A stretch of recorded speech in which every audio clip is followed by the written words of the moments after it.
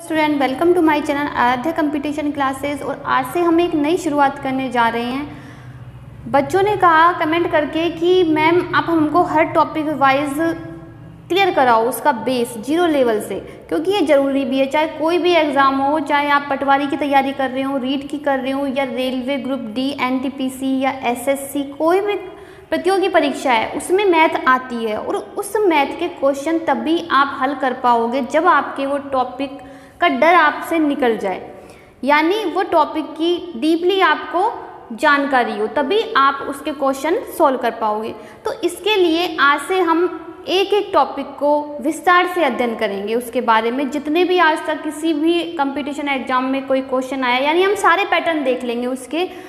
ये topic clear करने के बाद आपको मेरे हिसाब से कहीं से भी पढ़ने की कोई आवश्यकता नहीं होगी और उससे क्वेश्चन बाहर भी नहीं जाएगा।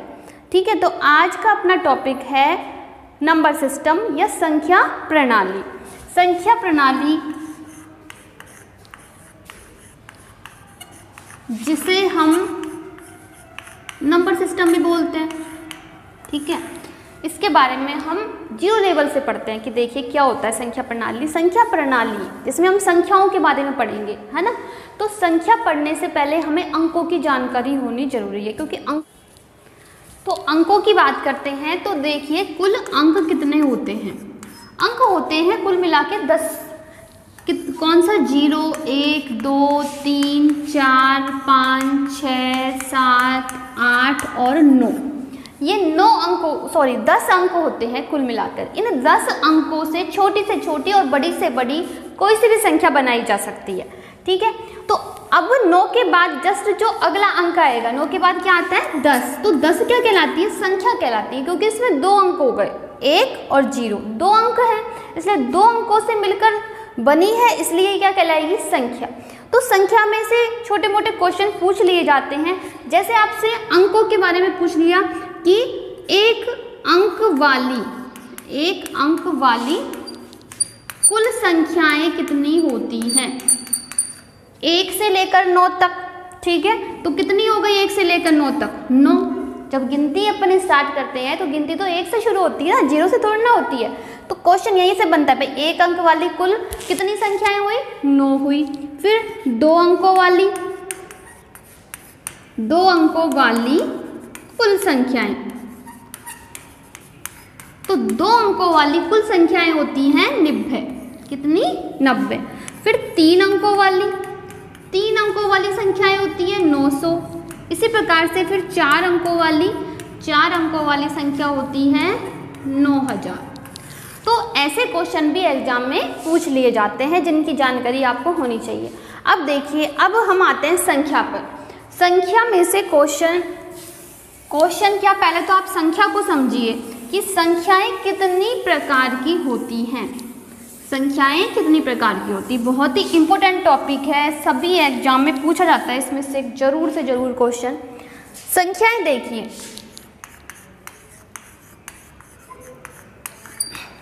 संख्याओं के प्रकार की जब हम बात करते हैं तो वैसे तो मूल रूप से संख्याएं 2 प्रकार की होती है। वास्तविक संख्याएं, वास्तविक और अवास्तविक, या जिसे हम बोले काल्पनिक। इसे हम काल्पनिक भी बोल सकते हैं, काल्पनिक संख्याएं, जिसे बहुत से बच्चे तो अभी जानते भी नहीं होंगे इसके बारे में। तो वास्तविक संख्याएं और अवास्तविक 2 प्रकार की संख्याएं होती हैं वैसे मूल रूप से, लेकिन एक तीसरा प्रकार भी होता है जिसे सम्मिश्र संख्याएं कहते हैं। वो इन दोनों से मिलकर बना है, वास्तविक संख्या प्लस अवास्तविक संख्या। जब दोनों से मिलकर जब कोई संख्या बनती है तो उसे हम सम्मिश्र संख्याएं कहते हैं, कॉम्प्लेक्स नंबर, सम्मिश्र संख्याएं। इसमें से क्वेश्चन बहुत कम बनते हैं, न के बराबर ही है, लेकिन फिर भी इसकी जानकारी होनी जरूरी है हमें। तो देखिए, संख्याएं कई बुक्स में 2 प्रकार की हैं और कई बुक्स में 3 प्रकार की हैं। तो आप एक वास्तविक संख्या होती है, एक अवास्तविक संख्याएं होती हैं, और दोनों से मिलकर जो संख्याएं बनती है वो कौन सी संख्याएं होती हैं? सम्मिश्र संख्याएं। तो क्वेश्चन अपना एग्जाम में ये तो आएगा नहीं कि संख्याएं कितनी प्रकार की होती है। ठीक है, इसी प्रकार से आएंगे कि वास्तविक संख्याएं कौन सी हैं, या फिर निम्न में से वास्तविक संख्या है, निम्न में से अवास्तविक संख्या या काल्पनिक संख्या है, तो आपको इनके बारे में जानकारी होनी चाहिए। तो देखिए वास्तविक संख्याएं कौन सी होती हैं, जो भी आपको दिख रही है संख्या जिनके बारे में आप जानते हो, पढ़ते हो, किसी भी बुक्स में देखी है, वो सारी संख्याएं अब तक वास्तविक संख्याएं हैं। अगर सभी संख्याओं में से अवास्तविक या काल्पनिक संख्याओं को घटा दे तो काल्पनिक संख्याओं को छोड़कर जितनी भी संख्याएं हैं वो सारी संख्याएं वास्तविक है। ठीक है, तो यानी पहले मैं इसको समझाती हूँ आपको कि अवास्तविक संख्याएं या काल्पनिक संख्याएं कौन सी होती है। देखिए जैसे अंडर रूट के अंदर जब आपको माइनस दिख जाए, जैसे अंडर रूट माइनस के 3, ठीक है, तो ये संख्याएं कौन सी संख्याएं कहलाती हैं? काल्पनिक संख्याएं, क्योंकि अंडर रूट के अंदर माइनस, चाहे अब देखिए ये जरूरी नहीं है कि वो संख्या वर्ग हो या जैसे कि 4 है, माइनस का 4 मैंने ले लिया, आप क्या होगा 4 का तो वर्गमूल होता है 2, तो अंडर रूट से बाहर आ गया 2 तो रूट से बाहर आ गया, लेकिन अंडर रूट के अंदर अभी भी क्या रह गया? माइनस का 1 रह गया, और ये अंडर रूट -1 है जो ही काल्पनिक संख्या है, तो ये पूरी संख्या क्या कहलाएगी? काल्पनिक संख्या कहलाएगी। ठीक है, और अंडर रूट -1 का मान होता है आयोटा। क्या होता है? आयोटा। और इसका वर्ग करें तो आयोटा स्क्वायर बराबर होता है -1। ये भी एग्जाम में पूछ लिया जाता है कि आयोटा स्क्वायर का मान या आयोटा का मान बताइए, तो आयोटा स्क्वायर का मान होता है -1 और अंडर रूट -1 बराबर होता है आयोटा। तो ये आयोटा वाली संख्याएं अगर आपको दिख जाए, जैसे आपको दिख गया 3 आयोटा, तो ये संख्या भी क्या हो गई? काल्पनिक संख्या हो गई। और अंडर रूट के अंदर माइनस वाली संख्याएं, सिर्फ अंडर रूट के अंदर माइनस वाली संख्याएं ही कौन सी संख्याएं होती हैं? काल्पनिक संख्याएं। और जब भाई माइनस का मतलब आपको पता है, रूट -1 का मतलब आयोटा हो गया, तो मतलब ये आयोटा वाली संख्याएं भी कौन सी हो गई? काल्पनिक संख्याएं। तो इस प्रकार से 2 प्रकार की संख्याएं कौन सी होती हैं? काल्पनिक संख्याएं। और इनके अलावा जितनी भी संख्याएं हैं वो कौन सी संख्याएं हैं? वास्तविक संख्याएं, जिनके बारे में अभी हम विस्तार से पढ़ेंगे, क्योंकि ये बहुत लंबा टॉपिक है, इसलिए मैं इसको लास्ट में बताऊंगी, है ना। अब सम्मिश्र संख्याएं कौन सी होती हैं? सम्मिश्र संख्याएं मैंने बताया वास्तविक संख्याएं प्लस अवास्तविक संख्या, जैसे कि 3 एक वास्तविक संख्या है, ठीक है, और अवास्तविक काल्पनिक संख्या क्या है? 3 आयोटा। तो जब दोनों संख्याएं मिल जाती हैं 3 + 3 आयोटा, तो वो क्या संख्याएं कहलाती हैं? सम्मिश्र संख्याएं या कॉम्प्लेक्स नंबर, इस प्रकार की संख्याएं। अब वास्तविक संख्याओं पे आते हैं, तो देखिए वास्तविक संख्याएं भी 2 प्रकार की होती हैं, परिमेय संख्याएं और अपरिमेय संख्याएं।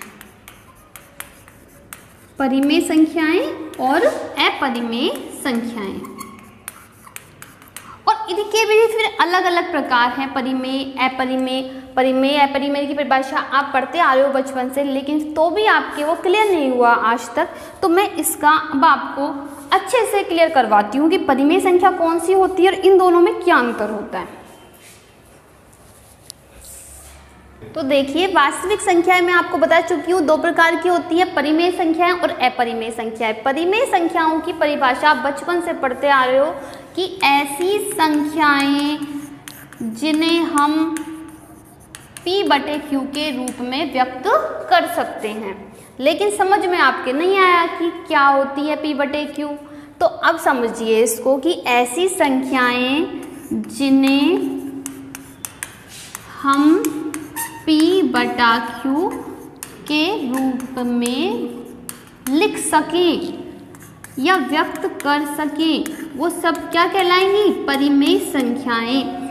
बस इतना ध्यान रखना है, Q is not equal to 0, Q का मान 0 नहीं होना चाहिए, है ना। और अपरिमेय संख्या की परिभाषा इसके जस्ट अपोजिट हो गई कि ऐसी संख्याएं जिन्हें हम P/Q के रूप में नहीं लिख सके उन्हें हम अपरिमेय संख्याएं कहते हैं। अब देखिए परिमेय संख्याओं में जब आते हैं तो P और Q को समझते हैं। P और Q दोनों ही पूर्णांक है। क्या है? पूर्णांक। पूर्णांक होता है पूरा पूरा अंक, है ना। तो P का मान भी कोई भी संख्या हो सकती है पूर्णांक, और Q का मान भी कोई भी पूर्णांक हो सकता है। P 0 हो सकता है लेकिन Q का मान 0 नहीं हो सकता, क्योंकि आपको पता होना चाहिए जैसे ये कोई 4/0 एक आप कहोगे कि ये क्या है, परिमेय है, लेकिन ये परिमेय नहीं है, क्योंकि जब हर में 0 होता है यानी बटे में जब 0 होता है तो उसका मान होता है इन्फिनेटिव अनंत। ठीक है, बटे में जब 0 होता है तो उसका मतलब क्या होता है, अनंत, और वो संख्या परिमेय संख्या में नहीं आती है, तो ये परिमेय संख्या नहीं है। अब जो संख्या परिमेय नहीं है वो सब अपरिमेय में है ना।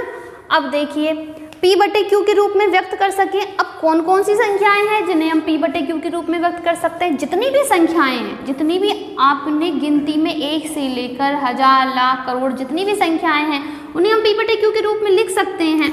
जैसे 3, 27, 22 जो भी आप अंक लिखो, संख्या लिखो, इन्हें हम P बटे Q के रूप में लिख सकते हैं, क्योंकि जैसे 22 है 22 बटा 1 लिख सकते हैं, 22 बटे 1 का मान भी तो 22 ही होता है, तो इसे हम P बटे Q के रूप में लिख सकते हैं। अतः ये सारे जो भी संख्याएं हैं यानी पूर्णांक हैं वो सभी क्या होती हैं, परिमेय संख्याएं होती हैं। इसके अलावा सारी भिन्न कोई सी भी ले लो आप,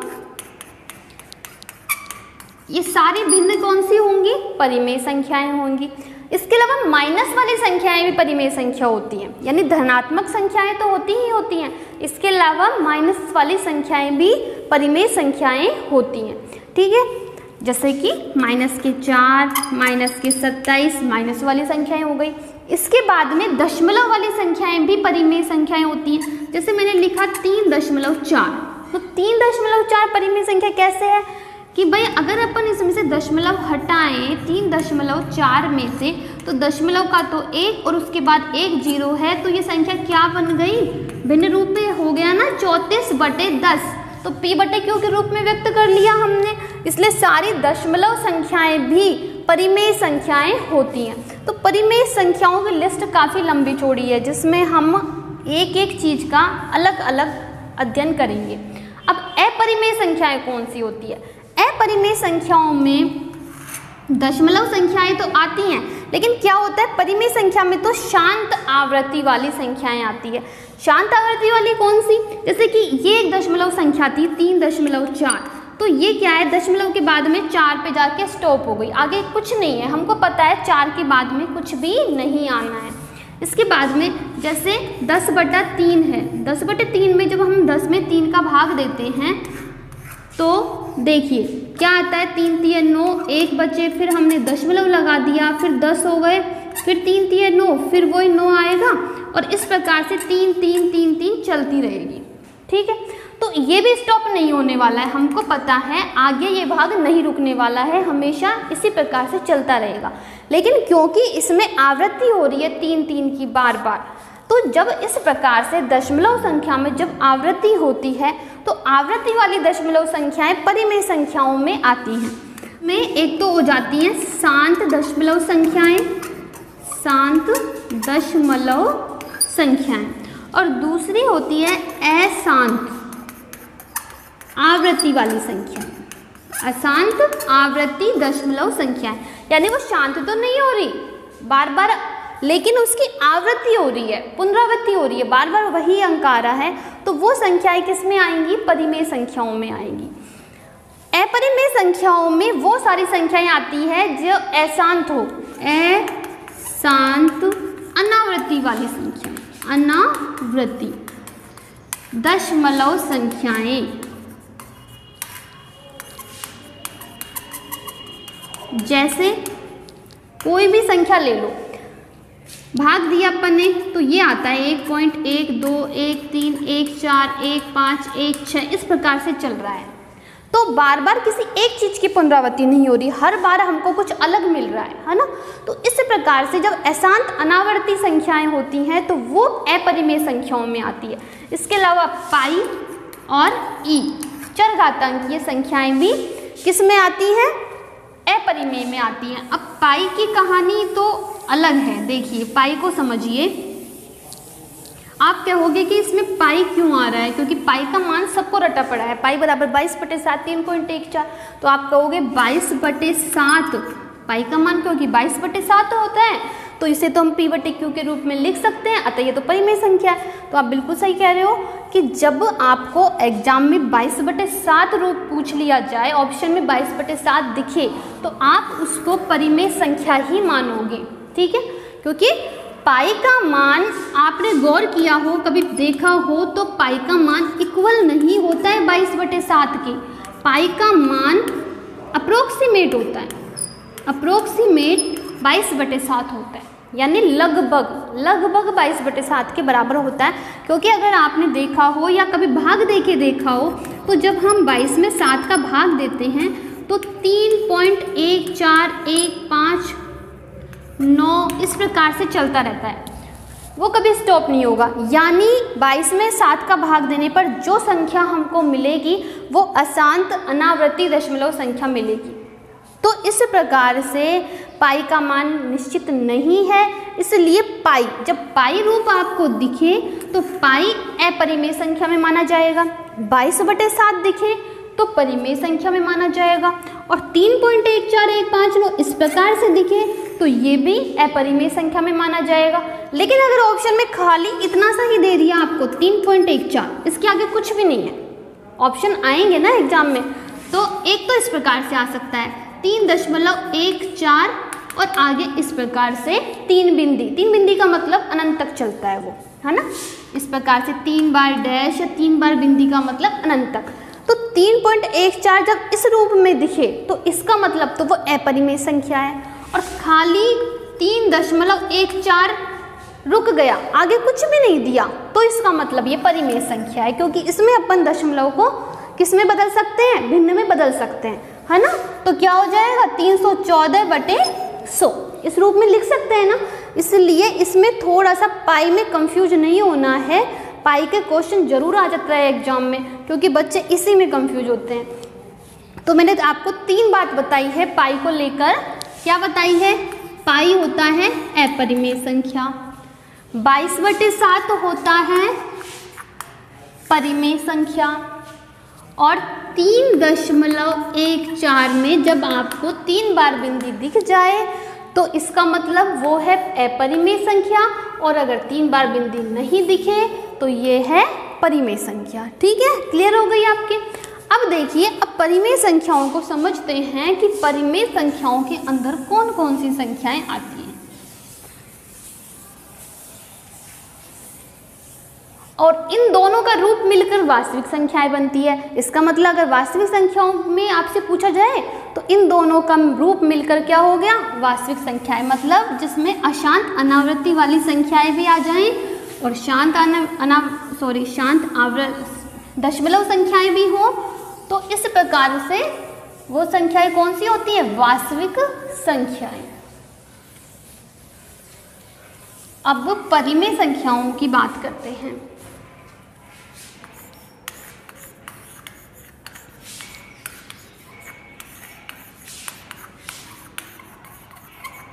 परिमेय संख्याएं में देखिए, स्टार्टिंग में सबसे छोटा जो रूप है वो है प्राकृत संख्याओं का। प्राकृत संख्याएं देखते हैं सबसे पहले। प्राकृत संख्याएं,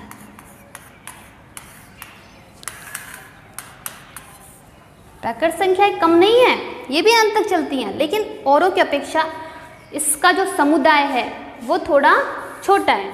कैसे है कि भाई प्राकृत संख्याएं कौन सी होती है, पहले तो इसके नाम से देखिए। प्राकृत मतलब प्रकृति से है, इसका मतलब प्रकृति में जो भी वस्तु विद्यमान है, जब हम उसकी गणना करते हैं तो हम हमारी गिनती कहाँ से शुरू करते हैं, 1 से ही तो शुरू करते हैं। जैसे कि इस कमरे में कितनी कुर्सियाँ हैं, कमरे में कितने छात्र हैं, तो जब आप गिनना शुरू करोगे तो आप 1 से गिनती बोलोगे, 0 से थोड़ी बोलोगे, है ना। तो प्रकृति में जितनी भी वस्तुएं विद्यमान हैं उनकी गणना करने के लिए जो अंक या जो संख्याएं काम में आती हैं वो सब प्राकृत संख्याएं होती हैं। 1 से शुरू होती है, 1, 2, 3, और इस प्रकार से हजार, लाख, करोड़, अनंत तक चलेंगी। कहाँ तक चलेंगी? अनंत तक। तो प्राकृत संख्याओं नेचुरल नंबर्स कैपिटल N से व्यक्त करते हैं इसको। ये तो हो गई प्राकृत संख्याएं। फिर नंबर 2 पे आते हैं पूर्ण संख्याएं। पूर्ण संख्याएं, पूर्ण संख्याएं नाम से समझो इसको। पूर्ण संख्याएं कौन सी संख्याएं होती हैं? पूर्ण शब्द आ गया। अब देखिए, सारी संख्याएं आ गई प्राकृत संख्याओं में, सिर्फ एक अंक की कमी रह गई। एक अंक ऐसा है जो इसमें नहीं आया है।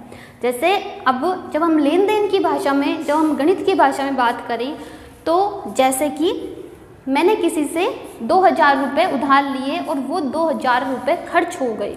2000 रुपये उधार लिए और मेरे पास से वो 2000 रुपये खर्च हो गए, तो गणित की भाषा में मेरे पास कितने रुपए शेष बचे? 0। 0 शेष बचा ना, तो वो 0 तो प्राकृत संख्या में कहीं आया ही नहीं, तो इसमें एक अंक की कमी थी। तो जब प्राकृत संख्याओं में 0 अंक और जुड़ जाता है तो वो संख्याएं पूर्ण हो जाती हैं। पूर्ण, तो वो संख्याएं क्या कहलाती हैं? पूर्ण संख्याएं। मतलब 0 से स्टार्ट होती हैं और 1 2 3 और फिर अनंत तक सारी की सारी पॉजिटिव है, धनात्मक संख्या। मतलब प्राकृत और पूर्ण संख्याओं में सिर्फ एक 0 का डिफरेंस है। अगर प्राकृत संख्याओं में 0 जुड़ जाए तो वो पूर्ण संख्याएं बन जाती है। इससे हम ये भी कह सकते हैं कि सभी की सभी प्राकृत संख्याएं पूर्ण संख्याएं होती हैं, किंतु सभी पूर्ण संख्याएं प्राकृत संख्याएं नहीं होती, क्योंकि 0 ऐसी संख्या है जो पूर्ण तो है बट प्राकृत नहीं है। अब पूर्ण संख्या के बाद आती है पूर्णांक। पूर्णांक, पूर्णांक में आप समझ गए होंगे नाम से, पूर्ण अंक, पूर्ण प्लस अंक, पूरा पूरा अंक। अब चाहे वो पॉजिटिव हो चाहे वो नेगेटिव हो, सभी संख्याएं सभी अंक जो पूरे पूरे हैं, यानी भट्टे में नहीं है, भिन्न में नहीं है, दशमलव नहीं है, पूरा पूरा अंक है, तो उसे हम पूर्णांक कहते हैं। और पूर्णांक को एक संख्या रेखा पर व्यक्त करते हैं। संख्या रेखा सभी बच्चों ने पढ़ी होगी छोटी क्लासों में। पूर्णांकों को हम संख्या रेखा पर व्यक्त करते हैं जिसमें 0 तो होता है बीच में, ठीक है, और जैसे जैसे इसकी दाईं तरफ बढ़ते जाते हैं वैसे धनात्मक संख्याएं बढ़ती जाती है। 1 2 3 4 5 और इस प्रकार से अनंत तक। इसी प्रकार से जब इसके बाईं तरफ आते हैं तो नेगेटिव संख्याएं -2 -3 -4 -5 और यहाँ भी माइनस के अनंत तक, ठीक है। तो ये सभी संख्याएं पूर्णांक संख्याएं हैं, जिसमें 3 प्रकार की संख्याएं हुई है। अब पूर्णांक का भी बंटवारा हो गया। ये तो हो गई नेगेटिव, मतलब ऋणात्मक संख्याएं। ये तो हो गई ऋणात्मक संख्याएं, और एक से इधर ये सारी हो गई धनात्मक संख्याएं। ये सब हो गई धनात्मक संख्याएं, और 0 अकेला है बीच में, यानी पूर्णांक के भी 3 हिस्से हो गए। पूर्णांक में 3 प्रकार की संख्याएं आ गई, एक तो ऋणात्मक संख्याएं, एक धनात्मक संख्याएं और एक 0, क्योंकि 0 ना तो ऋणात्मक है न ही धनात्मक है, बिल्कुल अलग है, बट ये पूर्णांक है। तो ये बात आपको ध्यान रखनी है। इसमें भी आप गलती कर सकते हो, क्या 0 पूर्णांक है? तो हाँ 0 पूर्णांक है, लेकिन ये भी एग्जाम में क्वेश्चन बन सकता है कि क्या 0 धनात्मक है या ऋणात्मक है। कथन आता है ना सत्य और असत्य के, तो उनमें आपको सावधानी पूर्वक पढ़ना है उस कथन को और फिर उनके आंसर देने हैं। तो 0 न तो ऋणात्मक होता है न ही धनात्मक होता है। तो ये बात आपको बहुत अच्छे से समझ में आ गई होगी। अब आगे बढ़ते हैं अपन।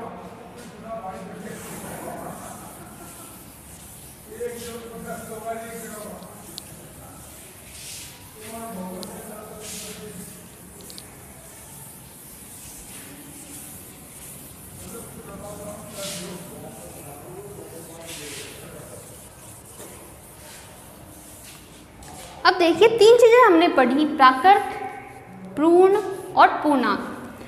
तो इनको एक साथ अगर मैं समझाऊं तो इस प्रकार से कि ये जो गोला है ये तो किसको व्यक्त करता है? प्राकृत संख्याओं को, ठीक है। और प्राकृत संख्याओं मतलब आपको कैपिटल N से व्यक्त करते हैं।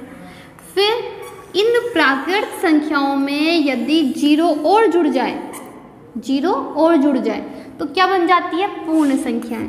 यानी ये हो गई अपनी पूर्ण संख्याएं, जिन्हें हम होल नंबर्स भी कहते हैं। W से व्यक्त करते हैं, कैपिटल W से। और इसके अंदर इस प्रकार से अगर नेगेटिव संख्याएं भी आ जाएं, माइनस वाली संख्याएं भी आ जाएं, तो वो संख्याएं क्या बन जाती है? पूर्णांक। क्या बन जाती हैं? पूर्णांक। तो ये बात आपको समझ में आ गई होगी क्यों मैंने कहा था कि प्राकृत संख्याओं का विस्तार थोड़ा छोटा है। क्योंकि प्राकृत संख्या सबसे छोटी उसमें यदि 0 जुड़ा तो पूर्ण बन गई संख्या है, पूर्णांक हो गई।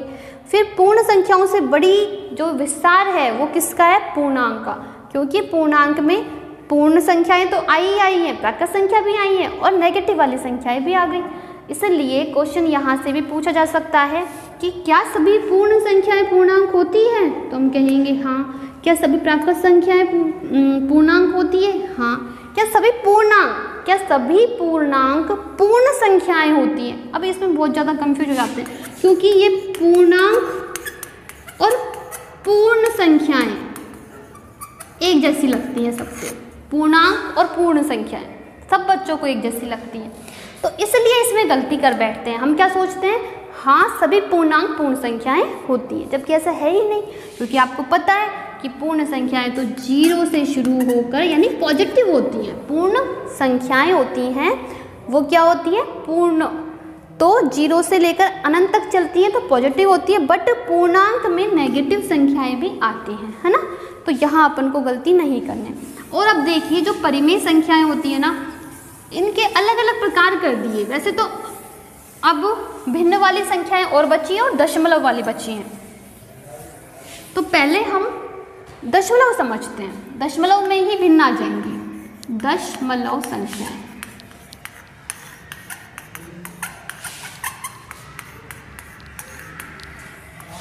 तो देखिए दशमलव संख्याएं 2 प्रकार की होती हैं। कितने प्रकार की, 2 प्रकार की। एक तो होती हैं शांत दशमलव संख्याएं और दूसरी होती है अशांत। ठीक है, 2 प्रकार की हो गई। शांत दशमलव कौन सी होती है, जैसे इसका उदाहरण दें, अभी मैंने आपको बताया था 3.4 है, स्टॉप हो गई, आगे कुछ नहीं है। ठीक है, अब जैसे और कोई भी मान लो आप 1.5 मान लो, 2.700, आप दशमलव के बाद में एक एक अंक ही पढ़ते हैं। ठीक है, इस प्रकार से 2.7001। ठीक है, ये कोई दशमलव संख्या है। तो हमको ये तो पता है ना, चाहे वो 4 के बाद रुकी हो, चाहे वो 5 के बाद रुकी हो, लेकिन उसके बाद वो स्टॉप हो गई, यानी पूरा भाग चले गया।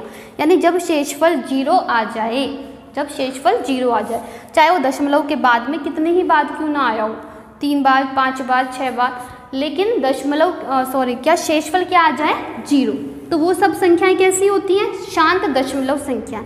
लेकिन कई बार क्या होता है, दशमलव शून्य नहीं, शेषफल 0 नहीं आ पाता है ना। हम भाग देते जाते हैं, कई बार भाग 10, 20, 50, 100 बार भाग दे लिया, तो भी क्या होता है, शेषफल 0 नहीं आता है, यानी भाग पूर्ण होता ही नहीं है, चलता ही रहता है। तो ऐसी दशमलव संख्याएं कौन सी होती है, अशांत दशमलव संख्याएं। तो अशांत दशमलव संख्याएं भी 2 प्रकार की होती हैं। एक तो होती है आवृत्ति वाली, और एक होती है अनावृत्ति वाली। आवृत्ति वाली दशमलव संख्याएं कौन सी होती हैं, जिनमें क्या होता है, अभी आपको मैंने समझाया था कि 10/3 में हमने भाग दिया था, तो क्या आया था, 3.333, इस प्रकार से भाग चल रहा था। तो यानी आवृत्ति हो रही थी, किसी भी चीज़ की आवृत्ति हो, चाहे वो ऐसे भी हो सकता है कि 1 2 1 1 2 1 1 2 1 1 2 1, इस प्रकार से भी हो सकता है आवृत्ति। कोई आवश्यक नहीं है एक ही अंक की हो सकता है 2 अंक की आवृत्ति हो रही हो बार बार, हो सकता है 3 अंक की हो रही हो सकता है 4 अंकों की भी हो रही हो। ठीक है, जैसे 1 2 3 4, फिर 1 2 3 4, फिर 1 2 3 4, इस प्रकार से आवृत्ति तो हो रही है। तो हम इस आवृत्ति को, आपने देखा होगा, एक बार लगा देते हैं ऊपर, जैसे इसको हम ऐसे लिख सकते हैं 3.3 और ऊपर बार लगा देते हैं। इस बार का मतलब होता है कि 3 की आवृत्ति हो रही है। ऐसे ही इसको हम 1 2 1 2 की आवृत्ति हो रही है ना बार बार, तो हम इसको ऐसे लिख सकते हैं 1 2 के ऊपर बार, यानी इसमें 1 और 2 की पुनरावृत्ति हो रही है बार बार। इसमें 1 2 3 4 की हो रही है, तो हम इसको इस प्रकार से लिख देते हैं 2.1 2 3 4, इस प्रकार से। तो ये पुनरावृत्ति को दर्शाता है। तो ये प्रकार की जो संख्याएं होती हैं, ये तो होती है आवृत्ति वाली। अशांत आवृत्ति खत्म तो नहीं होती, बट समान समान पुनरावृत्ति होती है। और दूसरी होती है अनावृत्ति वाली। अनावृत्ति जिसमें बार बार उसकी पुनरावृत्ति न हो, हमेशा कुछ अलग मिले, है ना। जैसे मैंने आपको उदाहरण दिया था 3.1 4 9 1 2 3, इस प्रकार से। तो ये अनावृत्ति वाली संख्याएं होती हैं। तो देखिए जो शांत वाली होती हैं ये तो परिमेय में आती हैं, आवृत्ति वाली अशांत आवृत्ति वाली भी क्या होती हैं, परिमेय संख्याओं में आती हैं, और अनावृत्ति वाली संख्याएं होती हैं जो किस में आती हैं, अपरिमेय में। ठीक है, तो दशमलव संख्याएं समझ में आ गई होगी आपके। तो वास्तविक संख्याओं के अंदर हम परिमेय और अपरिमेय संख्याएं पढ़ चुके थे। परिमेय संख्याएं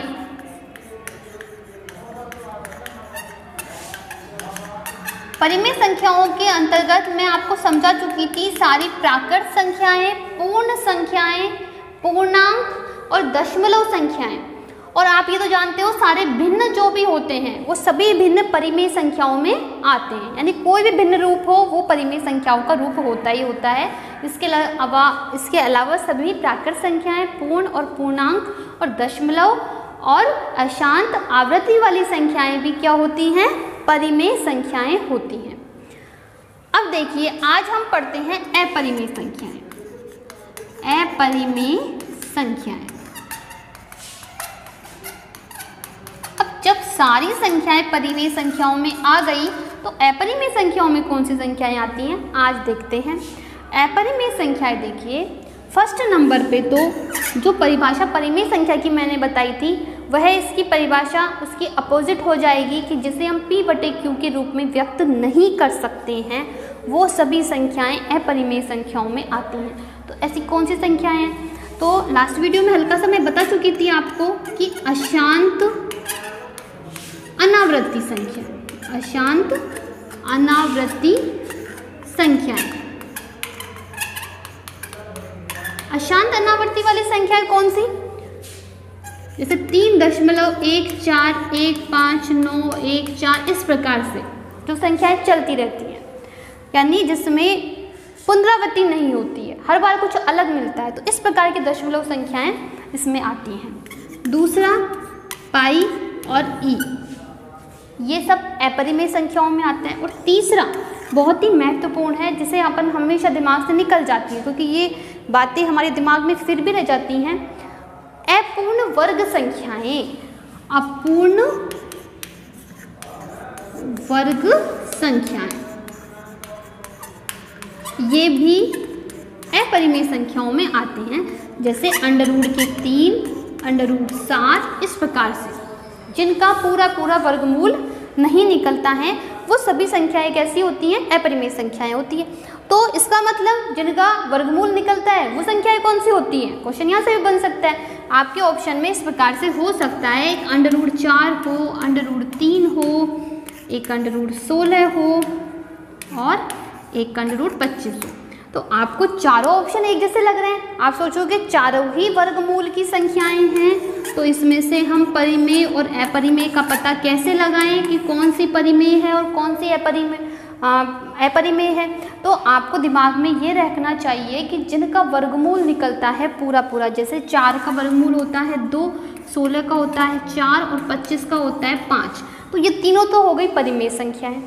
और क्योंकि √3 का वर्गमूल नहीं निकलता है, जब हम वर्गमूल निकालते हैं ना, निकलता तो है दशमलव में, आपने पढ़ा होगा छोटी क्लासों में कि 3 का वर्गमूल निकलता है 1.7 इस प्रकार से आता है, लेकिन वो जब निकालते हैं तो वो अशांत अनावृत्ति रूप ही आता है, यानी वो कभी स्टॉप ही नहीं होता, निकलता ही जाता है।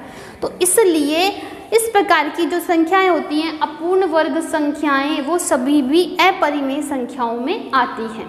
तो इनके अलावा जो भी संख्याएं बची वो सब क्या हो गई, परिमेय संख्याएं।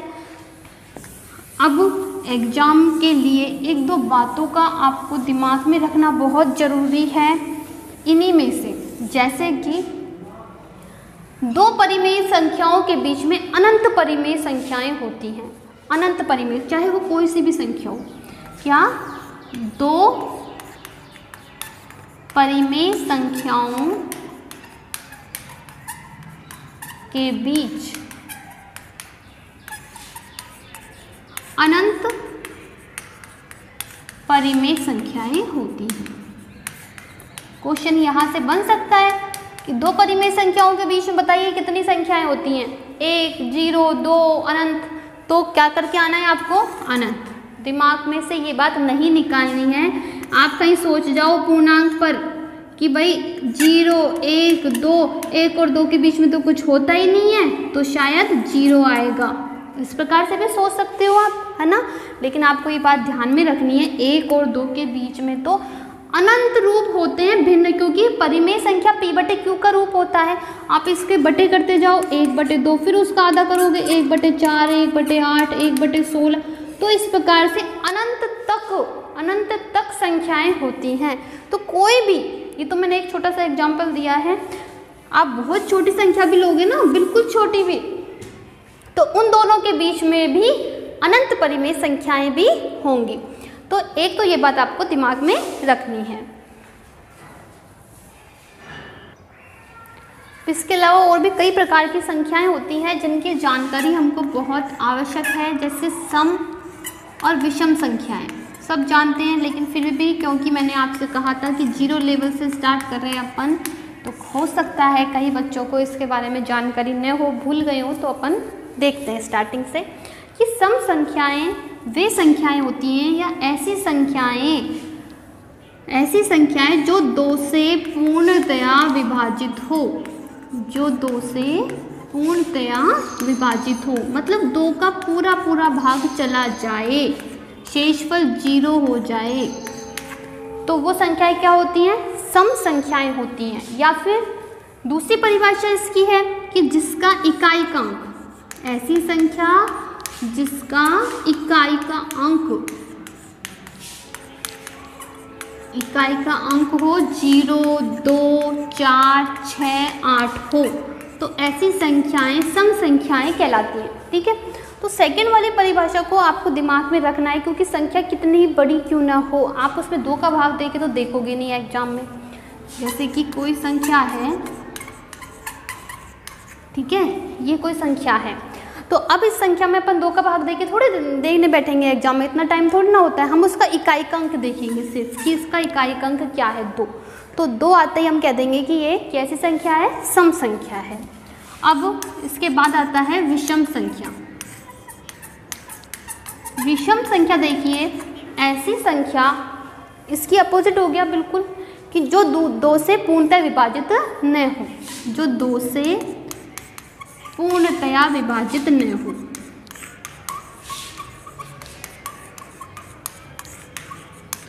और दूसरी परिभाषा हो गई, जो इसमें अंक बचे हैं वो अंक इसमें लिख दो, जिसका इकाई का अंक 1, जैसे कि 0 के बाद में क्या आया? 1, फिर 2 के बाद में 3, फिर 4 के बाद 5, 6 के बाद 7, 8 के बाद 9, तो जिनके इकाई का अंक 1, 3, 5, 7, 9 हो, वे संख्याएं कैसी संख्याएं कहलाती हैं? विषम संख्याएं। जैसे कि हमने उदाहरण लिया, ये कोई संख्या है, इसका इकाई का अंक देखेंगे हम, तो इकाई का अंक क्या है? 5। ठीक है, तो 5 आते ही हम क्या कह देंगे कि ये संख्या किस प्रकार की संख्या है? विषम संख्या। तो इस प्रकार की संख्याएं विषम संख्याएं कहलाती हैं। अब इसके बाद में आती हैं भाज्य और अभाज्य संख्याएं, जिसमें से कि बहुत इंपॉर्टेंट क्वेश्चन बनते हैं अभाज्य संख्याओं में से।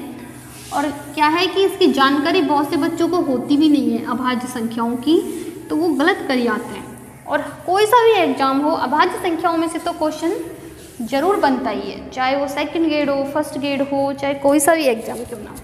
अब देखिए, पहले हम अभाज्य संख्याएं देखते हैं। ये सभी संख्याएं जो हम पढ़ रहे हैं ना, सम, विषम, अभाज्य, भाज्य, ये सभी संख्याएं भी क्या है? परिमेय संख्याएं तो हैं। तो अभाज्य संख्याएं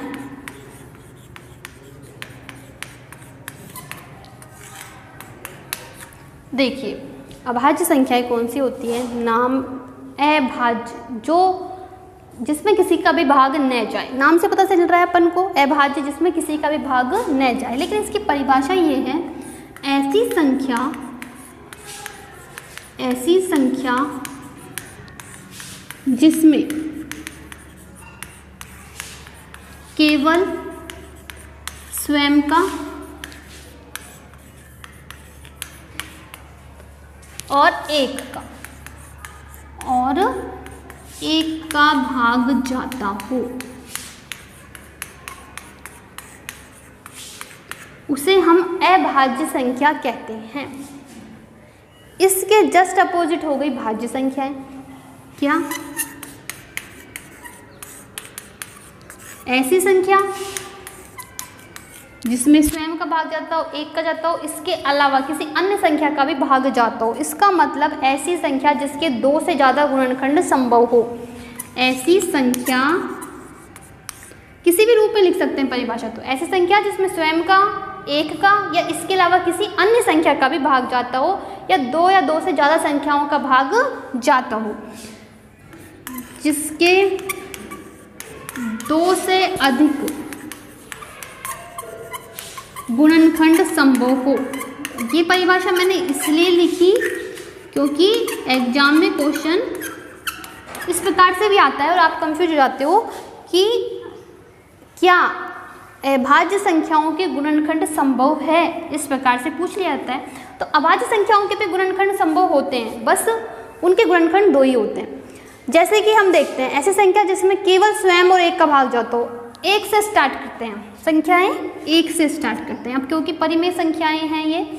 और अब देखिए 1 से स्टार्ट किया, अब 1 क्या इस नियम का पालन कर रहा है क्या? ऐसी संख्या जिसमें स्वयं का भी भाग जाता हो और एक का भी, दोनों नियमों का ये पालन नहीं कर रहा है, इसलिए 1 को हम न तो अभाज्य संख्या मानते हैं और न ही भाज्य संख्या मानते हैं। ये बात आपको दिमाग में रखनी है। 1 बिल्कुल अलग है। 1 न तो अभाज्य में आता है और न ही भाज्य में आता है। बहुत ही इम्पोर्टेंट क्वेश्चन है एग्जाम में, जरूर यहीं पे तो आप गलती करते हो। 1 न तो अभाज्य है और न ही भाज्य है। अब 2 पर आते हैं। 2 ऐसी संख्या जिसमें केवल स्वयं का 2 का भाग जाता है और 1 का भी भाग जाता है। तो छोटी से छोटी अभाज्य संख्या होती है 2। याद रखना है, छोटी से छोटी अभाज्य संख्या कौन सी होती है? 2। फिर 2 के बाद आगे बढ़ते हैं 3 पर। तो 3 भी क्या है? अभाज्य संख्या, क्योंकि 3 का भाग जाता है और 1 का जाता है। फिर आता है 4। तो देखिए 4 में 2 का भी भाग जाता है, 4 का भी जाता है और 1 का तो जाएगा ही जाएगा। 1 का भाग तो सब में जाता है, तो इसलिए 4 में 2 से ज़्यादा गुणनखंड संभव हो गए ना इसके। तो इसलिए 4 कैसी संख्या हो गई? भाज्य संख्या। तो ये भी बहुत इंपॉर्टेंट क्वेश्चन है कि प्रथम या छोटी से छोटी भाज्य संख्या बताइए 4। छोटी से छोटी अभाज्य संख्या तो हो गई 2 और छोटी से छोटी भाज्य संख्या हो गई 4। ठीक है, अब 4 के बाद जब आगे बढ़ते हैं तो 5। तो 5 क्या है? अभाज्य संख्या। फिर 6 क्या हो गई? भाज्य। फिर 7 अभाज्य संख्या है क्योंकि 7 में भी किसी का भाग नहीं जाता। फिर 8 हो गई भाज्य। फिर 9 में क्योंकि 3 का भाग जाता है इसलिए 9 क्या हो गई? भाज्य। फिर 10 भी भाज्य है। फिर 11 अभाज्य। फिर 12 इधर और फिर 13 भी अभाज्य। इस प्रकार से ये संख्याएं चलती रहेंगी, ये तो अनंत तक चलती रहेंगी, भाज्य और अभाज्य। बट स्टार्टिंग की बात है, क्वेश्चन जो अपने बनते हैं वो स्टार्टिंग से ही बनते हैं। आपको प्रथम भाज्य संख्या का पता होना चाहिए और प्रथम अभाज्य संख्या का पता होना चाहिए। और जो कथन सत्य और असत्य आते हैं उनमें क्वेश्चन 1 का भी आता है कि 1 निम्न में से है, क्या अभाज्य संख्या है, भाज्य संख्या है, इस प्रकार से आते हैं। तो 1 का भी ध्यान रखना है कि 1 न तो भाज्य है और न ही अभाज्य संख्या।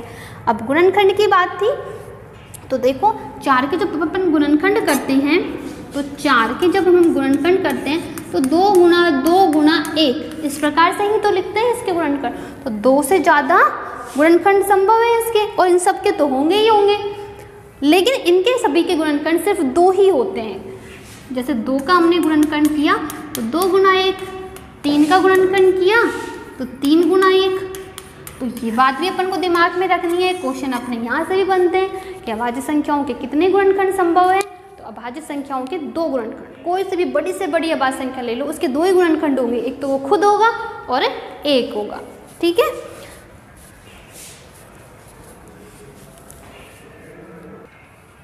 अब देखिए अभाज्य संख्याओं में से ये क्वेश्चन भी अपना एग्जाम में आता है कि सबसे छोटी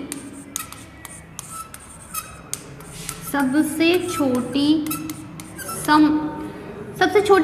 संख्या, सबसे छोटी अभाज्य संख्या कौन सी है? तो ये तो आप बता दोगे 2 होती है, लेकिन एक बहुत ही इम्पोर्टेंट बात है कि 1 सिर्फ और सिर्फ एक सम अभाज्य संख्या, सम अभाज्य संख्या। एक ऐसी अभाज्य संख्या है जो सम भी है, बाकी सारी आप देखोगे लाख करोड़ अनंत तक सभी की सभी कैसी होती हैं, विषम होती हैं।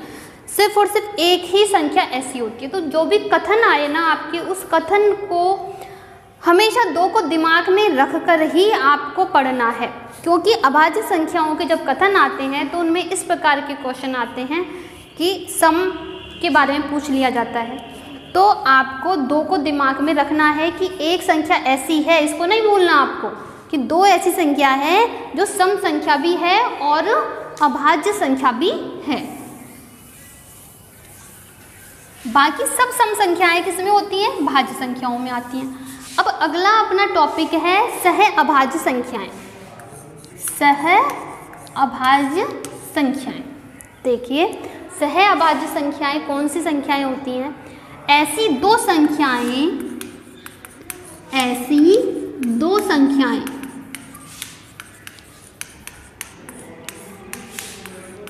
जिनका में से पे एक हो या जिनमें एक के अलावा कुछ भी कॉमन न हो, उभयनिष्ठ न हो, जिनमें एक के अलावा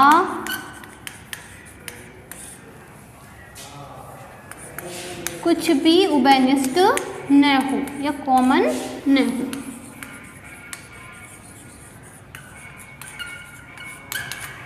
जैसे 2 क्रमागत संख्याएं भी क्या होती हैं, सह अभाज्य संख्याएं होती हैं। जैसे 2 और 3 ले लिया आपने, दोनों क्या हैं, सह अभाज्य संख्या, इन दोनों में कुछ भी कॉमन नहीं मिलेगा, है ना। जैसे 4 और 5 ले ली, ठीक है। इस प्रकार से 2 अभाज्य संख्याएं ले ली हमने, 3 और 5, 5 और 7, वो भी क्या होंगी, सह अभाज्य संख्याएं होंगी। तो इस प्रकार की जो संख्याएं होती हैं जिनमें कुछ भी कॉमन नहीं आता, वो सभी संख्याएं कैसी कहलाती हैं, सह अभाज्य संख्याएं।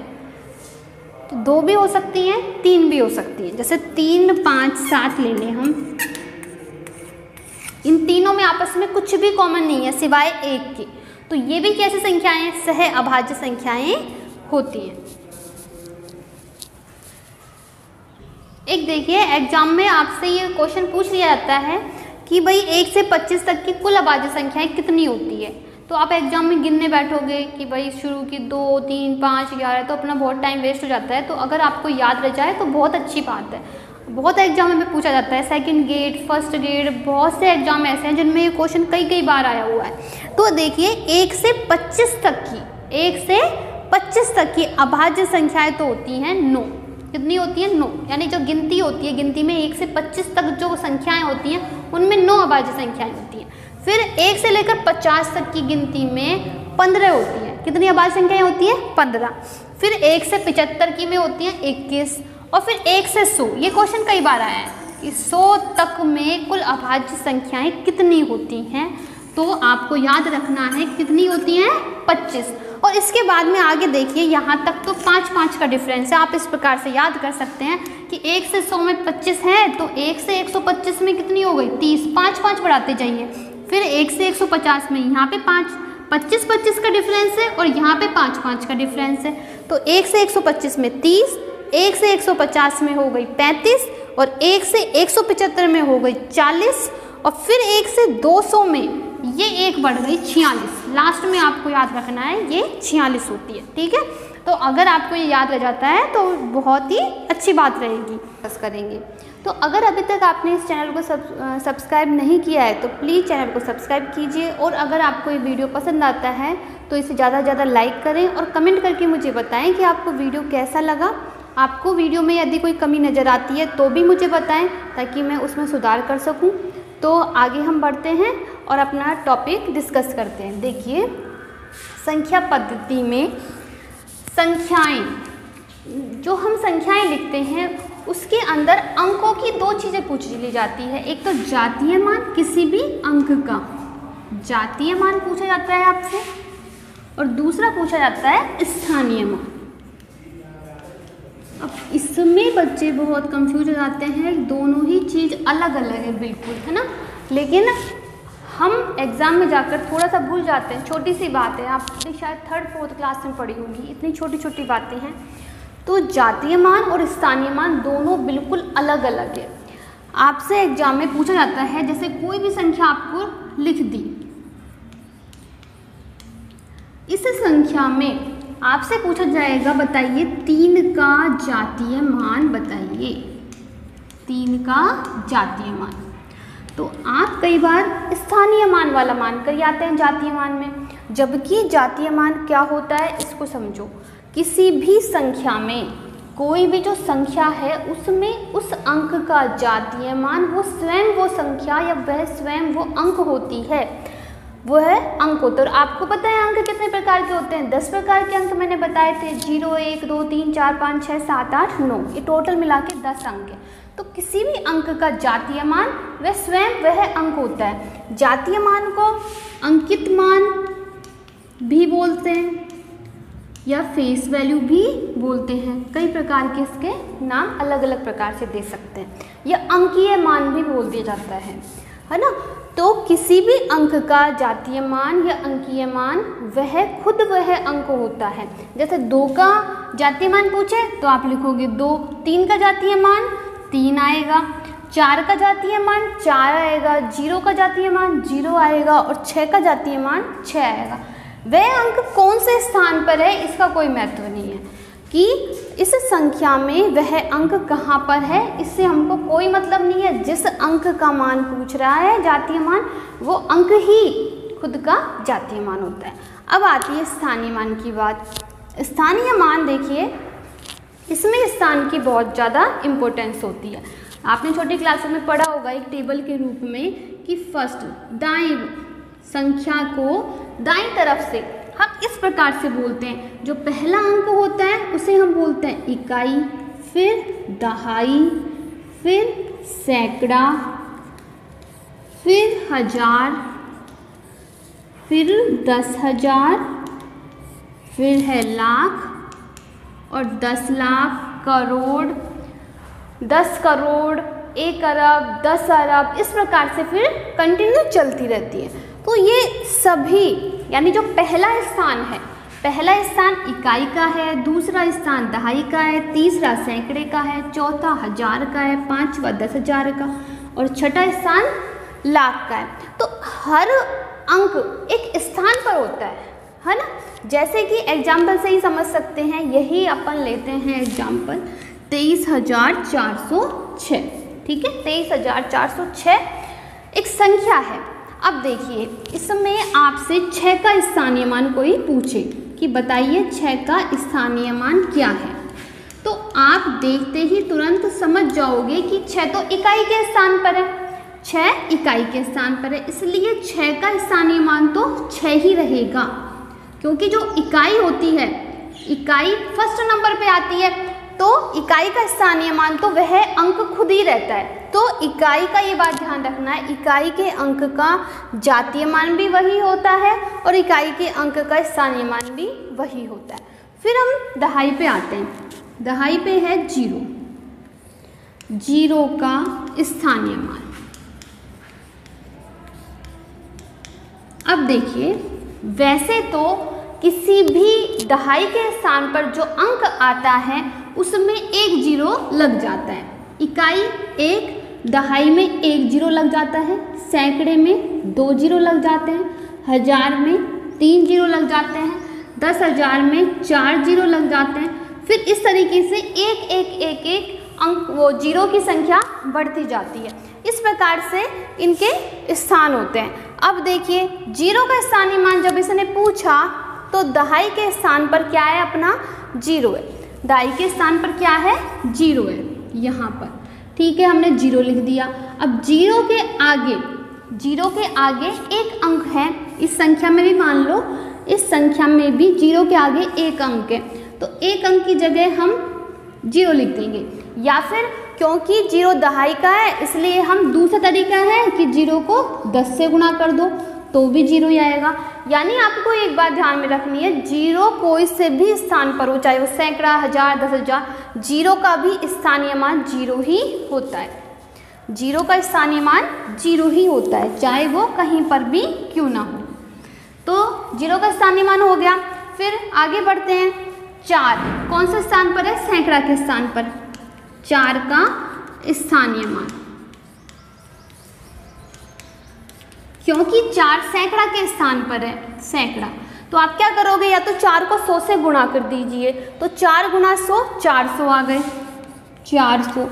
या फिर दूसरा तरीका क्या है, 4 के आगे यानी दाईं तरफ कितने अंक हैं? 2 अंक हैं, तो आप 2 जीरो लगा दीजिए, ये आपके 4 का स्थानीय मान आ गया। फिर 3 का स्थानीय मान, 3 का स्थानीय मान, 3 कौन से स्थान पर है? 1000 के स्थान पर है, या तो आप 3 को 1000 से गुणा कर दीजिए, 3 गुणा 1000 3000 हो गए। या फिर दूसरा तरीका क्या है, 3 के आगे कितने अंक हैं? 1 2 3, तो आप 3 जीरो लगा दीजिए, ये 3 का स्थानीय मान हो गया। फिर 2 का स्थानीय मान, 2 अपने कौन से स्थान पर है? 10,000, कौन से स्थान पर है? 10,000, ठीक है। तो 10,000 वाले स्थान पर है 2, इसलिए 2 को किससे गुणा करेंगे? 10,000 से गुणा करेंगे, तो कितने जीरो आएंगे? 4 जीरो आएंगे, 1 2 3 4। या फिर हम देखेंगे 2 के आगे कितने अंक हैं? 1 2 3 4, तो हम 4 जीरो लगा देंगे। तो इस प्रकार से हम स्थानीय मान निकाल सकते हैं। सिर्फ एक चीज़ का विशेष ध्यान रखना है कि जीरो का स्थानीय मान हमेशा जीरो आता है। अब नेक्स्ट आता है कि संख्याओं को हम कितने प्रकार से लिख सकते हैं। अब देखिए, अभी तक तो आपने शायद यही पता होगा कि संख्या 2 प्रकार से लिख सकते हैं, एक तो अंकों में और एक शब्दों में। लेकिन जो हम लिखते हैं अंकों में और शब्दों में, ये दोनों ही अपने भारतीय संख्यांकन पद्धति का ही हिस्सा है। जब हम इसको गणित की भाषा में लिखते हैं, जैसे गणित की भाषा मतलब अंकों में, जब हम इसको अंकों में लिखते हैं, जैसे कि 12,256, ठीक है, तो अंकों में लिखा। और हम दूसरा क्या जानते हैं? शब्दों में लिखते हैं। शब्दों में मतलब इसी को अपनी भाषा में हिंदी में लिखना कि 12,256, आप तो यही जानते हो ना अभी तक। लेकिन ये दोनों ही संख्या लेखन पद्धति के हिस्से नहीं है। ये किसके हैं? ये तो भारतीय संख्यांकन पद्धति है, दोनों ही भारतीय संख्यांकन पद्धति, दोनों ही अंकों में लिखो चाहे शब्दों में, यानी अपने इंडिया में जो चलती है वो। लेकिन संख्याओं को हम 3 प्रकार से लिख सकते हैं। कितने प्रकार से? 3 प्रकार से। कौन कौन से?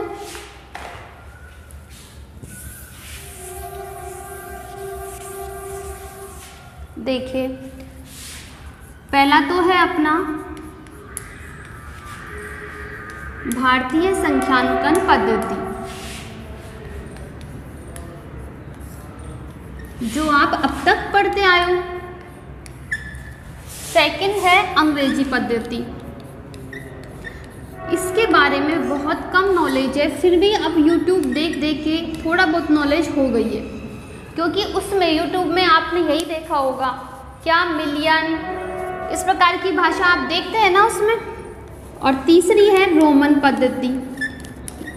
रोमन पद्धति के बारे में भी थोड़ा थोड़ा हम किताबों में पढ़ते आए हैं। तो देखिए, 3 प्रकार से हम संख्याओं को लिखते हैं। इस पूरे वर्ल्ड में 3 प्रकार से संख्या लिखी जाती है, एक तो भारतीय संख्यांकन पद्धति, एक अंग्रेजी पद्धति और एक रोमन पद्धति। भारतीय संख्यांकन पद्धति वह है जिसमें हम लिखते हैं इकाई, दहाई, सैकड़ा, हजार, 10,000, लाख, इस प्रकार से। ये तो हमारी भारतीय संख्यांकन पद्धति है। और अंग्रेजी पद्धति, ये मैं आपको अभी समझाऊंगी, एक एक लेते हैं हम। सबसे पहले भारतीय संख्यांकन पद्धति। तो देखिए, भारतीय संख्यांकन पद्धति वह है, जैसे कि शब्दों में तो आपने लिख दिया, लेकिन अंकों में लिखने का एक तरीका होता है। इस प्रकार से आप उसको छोड़ नहीं सकते लिख के। जैसे मैंने एक ये संख्या लिखी है, एक संख्या लिख दी, अब हम इसको क्या बोलेंगे? इकाई, दहाई, सैकड़ा, हजार, 10,000, लाख और 10 लाख, यानी 25,37,567 ये संख्या है। लेकिन अगर आप इसको ऐसे कैसे, मान लो ऑप्शन में आते हैं कि भारतीय संख्यांकन पद्धति निम्न में से सही प्रकार से लिखा हुआ मतलब कौन सा है। तो अगर आप इस पर टिक करके आते हो तो ये गलत है, क्योंकि भारतीय संख्यांकन पद्धति में यह रूल है कि प्रथम 3 अंक छोड़कर 1 2 3 अंक छोड़कर कॉमा लगता है, फिर उसके बाद 2 अंक छोड़कर कॉमा लगेगा। आप चाहे अरब खरब तक चल जाइए, फिर उसके बाद 2 अंक छोड़कर कॉमा लगेगा। फिर देखिए 2 अंक छोड़कर यहाँ कॉमा लगाया, और अगर इसके आगे भी कोई संख्या होती इस प्रकार से तो हम यहाँ पर भी कॉमा लगाता। तो इस प्रकार से प्रथम तो 3 अंक छोड़ के कॉमा और फिर 2 छोड़कर कॉमा लगेगा। तो ये भारतीय संख्यांकन पद्धति में लिखने का तरीका होता है, ये आपको ध्यान में रखना है।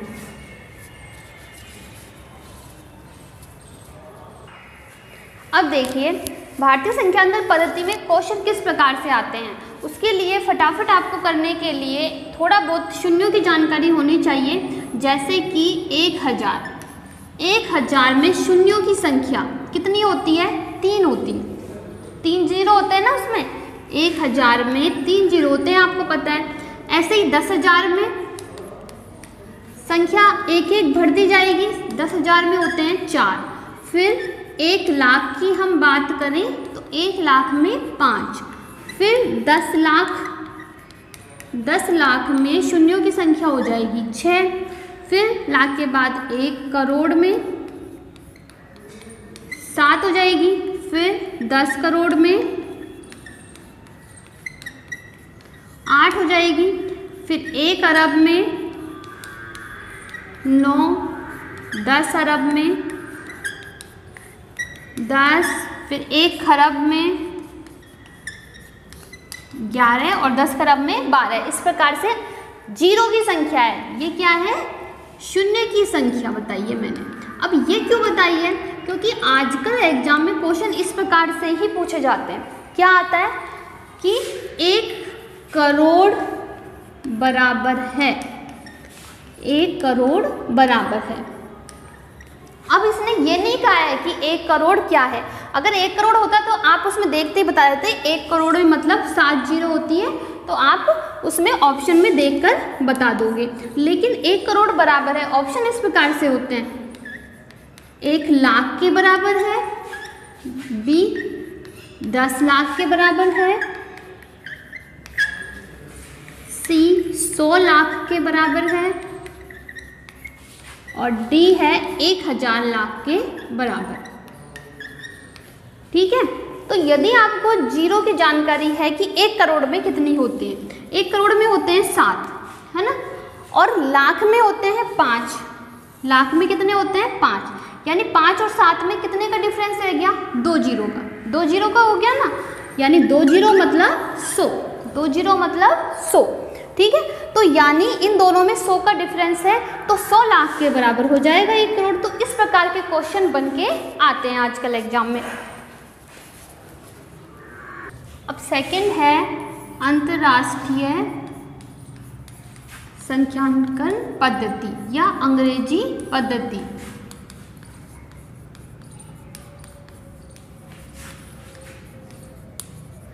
इसमें संख्याओं को लिखते टाइम, जैसे कि अपने भारतीय संख्यांकन पद्धति में तो आप क्या करते थे, स्टार्टिंग में 3 अंक छोड़ के कॉमा लगाते थे और उसके बाद 2 अंक छोड़ के कॉमा लगाते थे।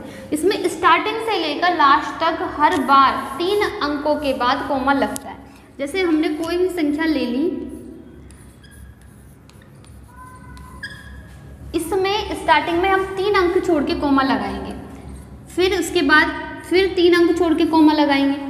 अब देखिए इसमें स्टार्टिंग में तो वही बोलते हैं इकाई, दहाई, सैकड़ा, हजार। ये जो बीच वाला जो पार्ट है, ये तीनों अंक हैं, ये हजार को ही व्यक्त करेंगे, और फिर जो हजार के बाद में आता है वो मिलियन को व्यक्त करता है। जैसे अब इस संख्या को हम क्या बोलेंगे?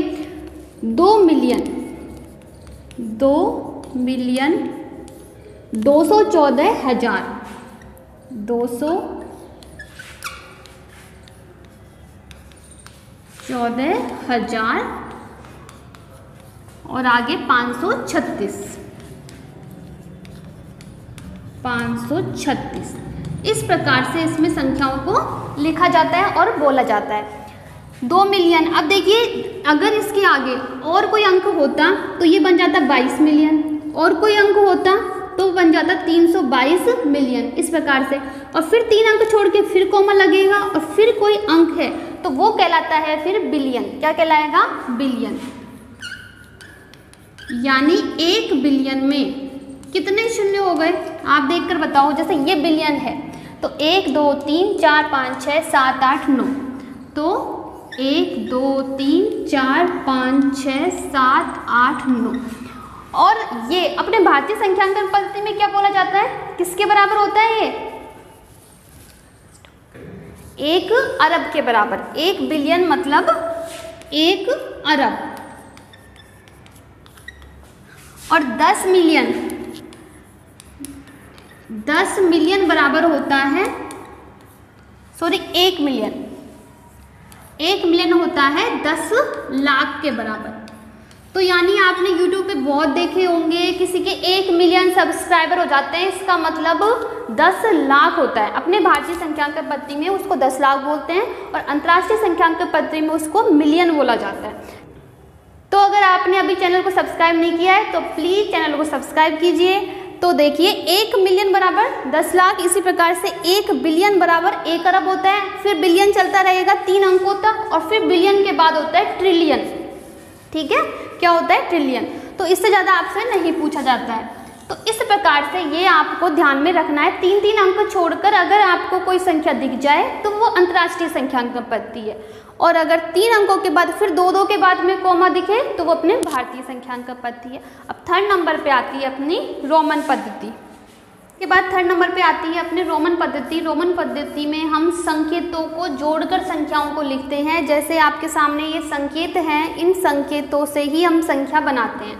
जैसे कि हम 1 को इस प्रकार से व्यक्त करते हैं, 5 को इस प्रकार से, 10 को इस प्रकार x से, फिर 50 को L से, 100 को C से, 500 को D से और 1000 को M से। तो आपने भी देखा होगा, अपने इस प्रकार से गिनती देखी होगी, 1 2 फिर 3 4, ये 5 हो गया, फिर 6 7 8 फिर 9 और ये 10। ठीक है, फिर 10 के बाद में 11 12 और 13 और फिर मतलब 10 के आगे ये सारे अंक दोबारा रिपीट हो जाएंगे, है ना। 14 फिर 15 16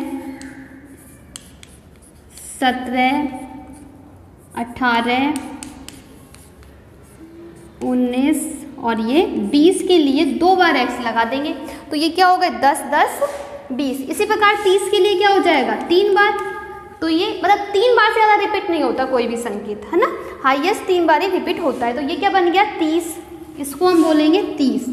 और 40 के लिए होता है एक्सएल। एक्सएल मीन्स होता है 40 कि भाई एक्स, एल का मतलब होता है 50, तो 50 में से 10 गए, 50 में से 10 गए तो 40, यानी किसी बड़े संकेत से पहले जब छोटा संकेत होता है तो उसका मतलब माइनस हो रहा है। एल का मतलब आपको पता ही है 50।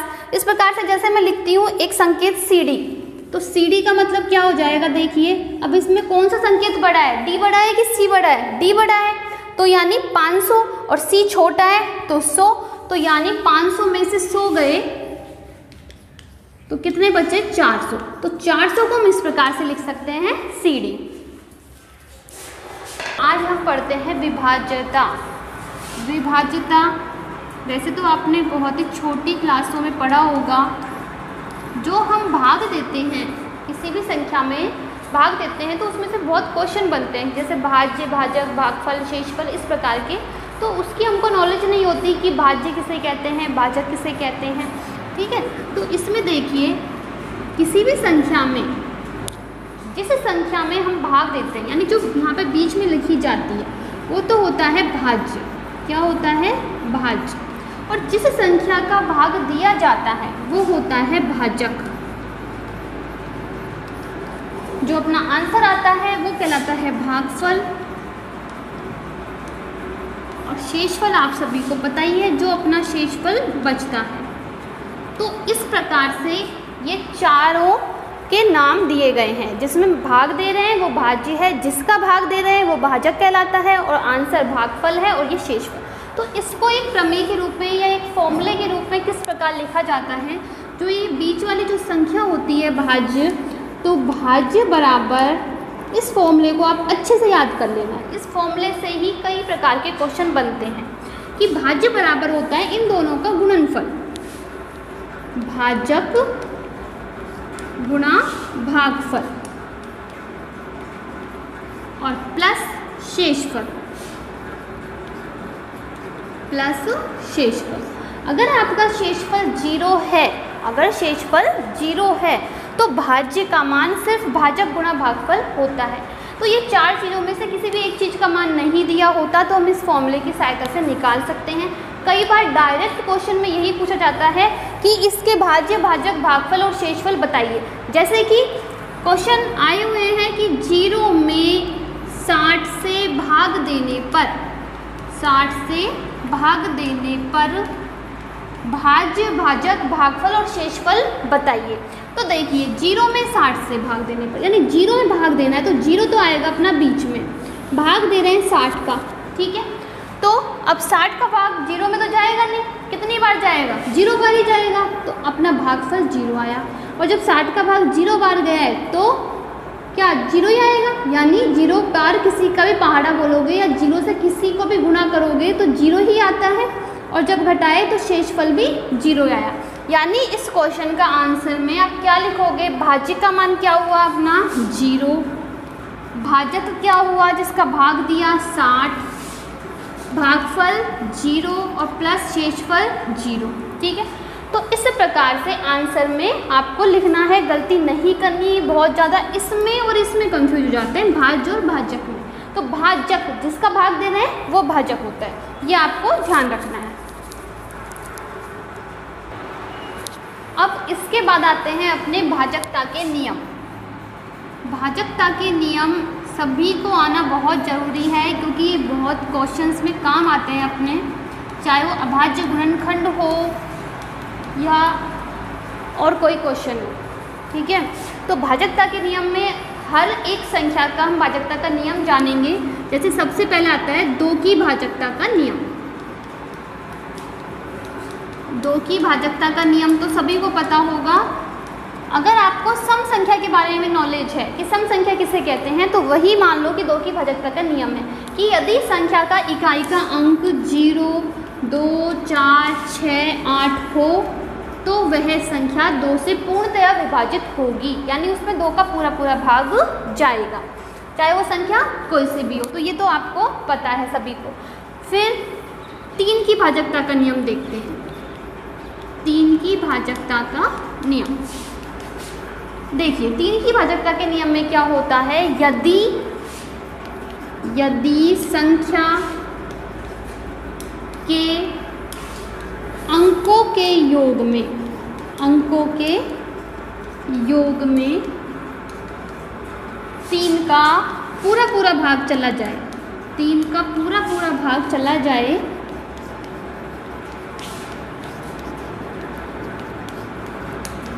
तो वह संख्या 3 से विभाजित होगी, तो वह संख्या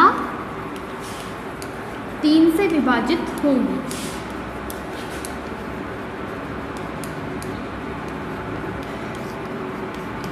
जैसे कोई भी उदाहरण ले लो आप, 351 है, ठीक है। अब हम क्या करेंगे, इस 351 में इसके सभी अंकों का योग करेंगे, 3 + 5 + 1, तो हमने योग किया तो 5 और 3 8 और 1 9। तो 9 में यदि 3 का भाग जाता है तो वह संख्या में भी 3 का भाग जाएगा। तो हम जानते हैं कि 9 में 3 का भाग जाता है, अतः 351 में भी 3 का पूरा पूरा भाग जाएगा।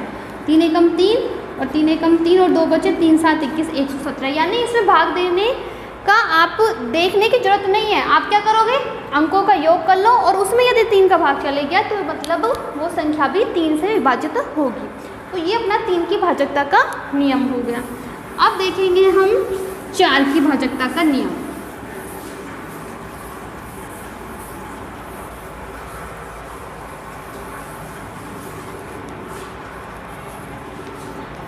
चार की भाजकता का नियम देखिए, बिल्कुल जैसे कि 2 की भाजकता के लिए आप क्या देखते हैं, उसमें इकाई का अंक देखते हैं। है ना, इकाई का अंक देखते हैं कि इकाई का अंक 0, 2, 4, 6, 8 हो। वैसे 4 की भाजकता में हम इकाई और दहाई दोनों अंकों को देखेंगे, तो हम लिखेंगे यदि संख्या के इकाई व दहाई अंकों में 4 का भाग चला जाए, 4 का भाग चला जाए, तो वह संख्या 4 से विभाजित होगी, 4 से विभाजित होगी। जैसे ये एग्जाम्पल से ही समझ में आएगा, ऐसे आपके नहीं समझ में आएगा कि इकाई व दहाई अंक मतलब क्या कहना चाह रही हूँ मैं आपसे। जैसे मान लो कोई भी संख्या है, चाहे वो कितनी बड़ी क्यों न हो, ये कोई एक संख्या है, ठीक है, तो आपको इससे मतलब नहीं है कि संख्या कितनी बड़ी है, क्या है। अगर 4 की भाजकता का आपको चेक करना है इसमें, तो आप इस संख्या में सिर्फ और सिर्फ इकाई और दहाई इन दोनों अंकों को देखोगे। यदि इन दोनों अंकों में 4 का पूरा पूरा भाग चला जाता है, जैसे क्या है अपना इकाई दहाई का 24 है, और 24 में 4 का भाग जाता है, 4 से 24, ठीक है, तो इसका मतलब इस पूरी संख्या में 4 का पूरा पूरा भाग जाएगा। ये 4 की भाजकता का नियम। अब 5 की भाजकता का नियम।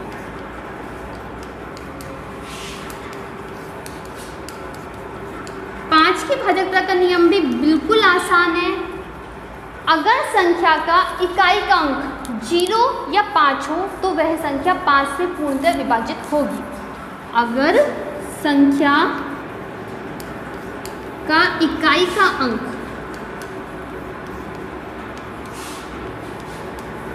0 अथवा 5 हो, तो वह संख्या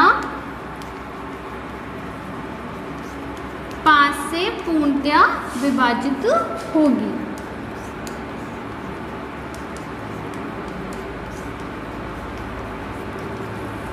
जैसे कुछ भी लिख लो, 6560, इकाई का अंक 0 है, तो इसमें 5 का पूरा पूरा भाग जाएगा।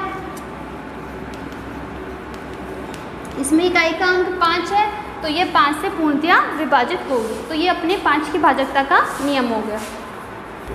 इसके बाद आता है 6 की भाजकता का नियम।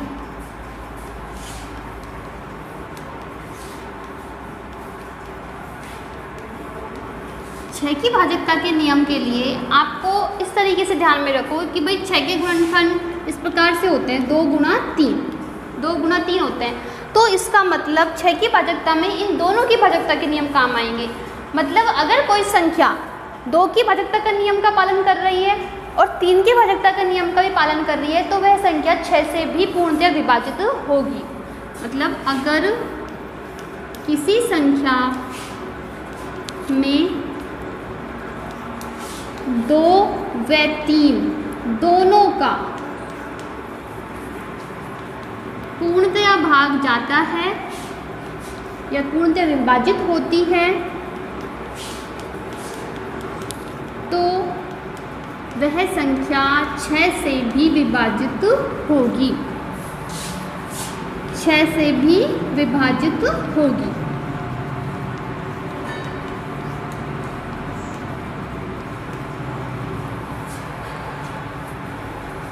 जैसे उदाहरण लेते हैं हम कोई 5730।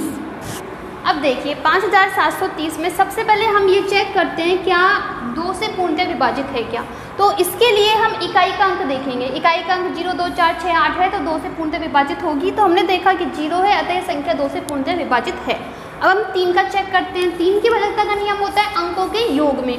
तो हमने देखा 7 और 3 10 और 5 15 है ना, तो 15 3 से पूर्णतः विभाजित है, मतलब ये पूरी संख्या भी 3 से पूर्णतः विभाजित होगी, अतः यह संख्या 6 से भी पूर्णतः विभाजित होगी। इस प्रकार से हम 6 की भाजकता चेक करेंगे। इसके बाद आती है 8 की भाजकता। 7 की भाजकता भी बताऊंगी, लेकिन 7 की भाजकता थोड़ी अलग है, इसलिए हम उसको थोड़ा लास्ट में देखेंगे। अभी इनका कंटिन्यू करते हैं। 7 की भाजकता का नियम, 8 की भाजकता का नियम। देखिए 8 की भाजकता के लिए आप 4 की भाजकता को दिमाग में रखो। 4 की भाजकता के लिए आपने क्या देखा था? संख्या का इकाई का अंक और दहाई का अंक, ये दोनों अंक देखे थे। ठीक है, तो अगर आपके दिमाग में 4 की भाजकता है तो 8 में एक चीज़ और जोड़ दो, इकाई, दहाई और सैकड़ा। इसमें अपन को तीनों को देखना है, इकाई, दहाई और सैकड़ा। हमको इन तीनों अंकों से मतलब है, बाकी संख्या से मतलब नहीं है। तो यदि संख्या का इकाई, दहाई व सैकड़ा के अंक 8 से विभाजित हैं,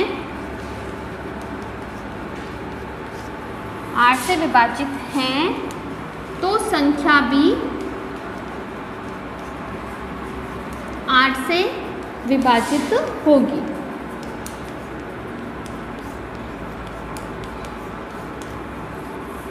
जैसे कोई सी भी संख्या मान लो आप,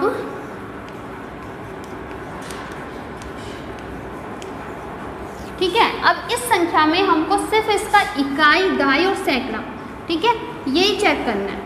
तो क्या निकल के आया अपने पास? 328। 328 में हम 8 का भाग देके देखेंगे। 8 चौक 32 और 8 एकम 8, 41, यानी पूर्णतः विभाजित है 328, यानी इकाई, दहाई, सैकड़ा तीनों अंक 8 से विभाजित है। इसका मतलब ये पूरी संख्या 8 से विभाजित होगी। तो ये अपना 8 की भाजकता का नियम हो गया। अब देखेंगे 9 की भाजकता का नियम।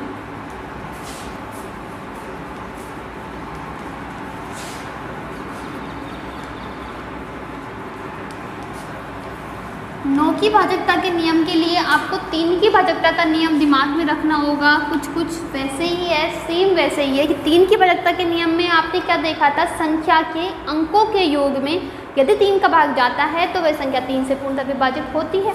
उसी प्रकार यदि संख्या के अंकों के योग में 9 का भाग जाता है तो वह संख्या 9 से पूर्णतः विभाजित होती है। यदि संख्या के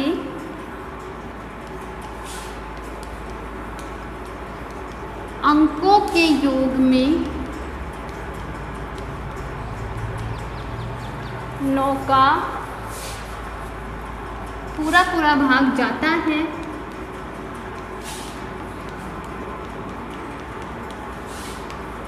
तो वह संख्या 9 से पूर्णतः विभाजित होगी।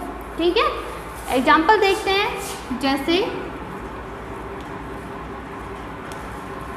ये कोई संख्या है, अब देखिए इसमें हम इस संख्या के अंकों का योग देखते हैं, तो 10, 10 और 7 27 हो गए। ठीक है, तो 27 में हम देखते हैं 9 का भाग जाता है, 9 3 27, इसका मतलब इस पूरी संख्या में भी 9 का भाग जाएगा। तो इस प्रकार से हम 9 की भाजकता चेक कर सकते हैं। फिर इसके बाद आती है 10 की भाजकता। 10 की भाजकता बिल्कुल सिंपल है। यदि किसी संख्या का इकाई का अंक 0 है तो वह संख्या 10 से पूर्णतः विभाजित होगी, वरना वह नहीं होगी। यदि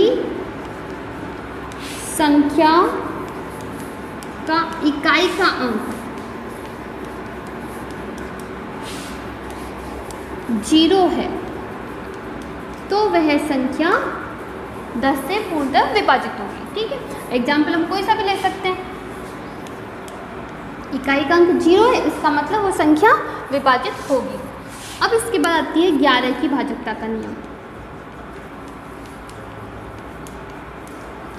11 की भाजकता के लिए देखिए, उस संख्या के सम स्थान वाले अंक व विषम स्थान वाले अंकों का अंतर देखते हैं हम।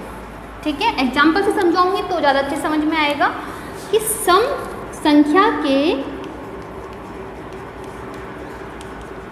सम स्थान व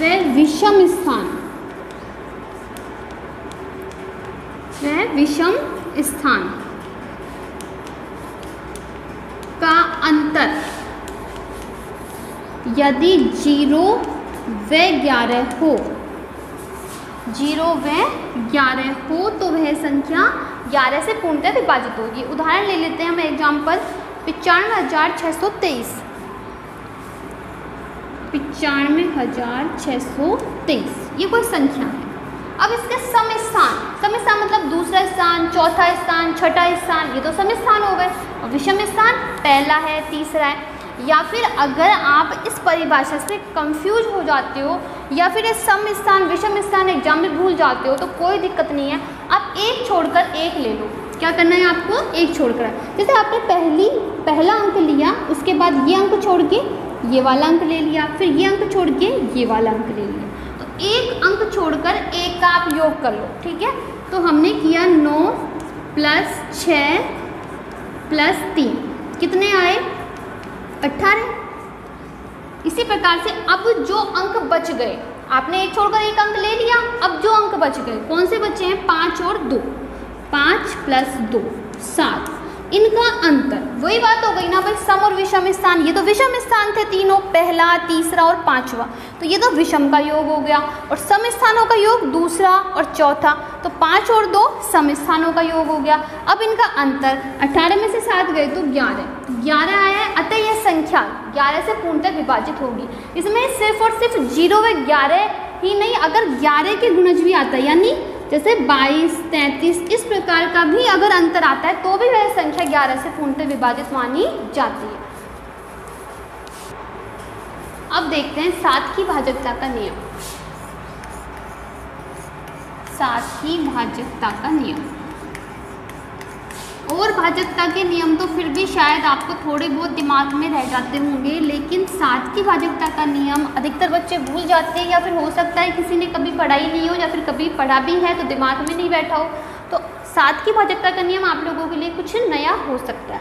तो 7 की भाजकता के नियम के में क्या होता है कि संख्या के इकाई का अंक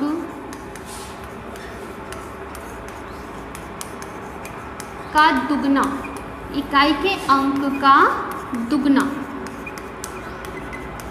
करके शेष संख्या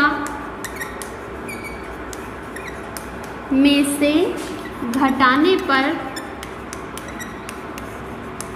और ये क्रिया अपन को तब तक करती रहनी है जब तक कि शेषफल 7 या 7 के कोई भाज्य नहीं आ जाए, यानी अंतिम शेषफल या तो 0 आए या फिर मतलब एक इकाई अंक बच जाना चाहिए। कहने का मतलब है अंक बचे, 0 से लेकर 9 तक कोई भी अंक बच जाना चाहिए। संख्या की इकाई का अंक का हम दुगना करेंगे पहले तो, और जो शेष संख्या बची है उसमें से उसको बार बार घटाते जाएंगे। घटाने पर बार बार यह क्रिया दोहराने पर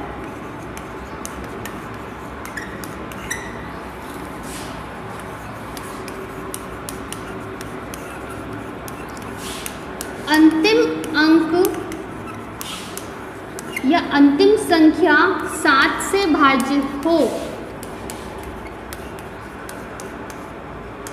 मतलब 7 के पहाड़े में आती हो, 7 या 14 या 21 इस प्रकार से। 7 से भाज्य मतलब 7 के, हाँ 7 से भाज्य बोल दो, 7 से भाज्य हो तो वह संख्या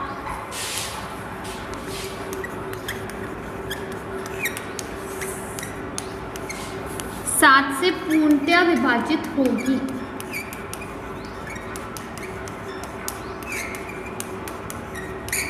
जैसे एग्जाम्पल लेते हैं इसका हम 16807।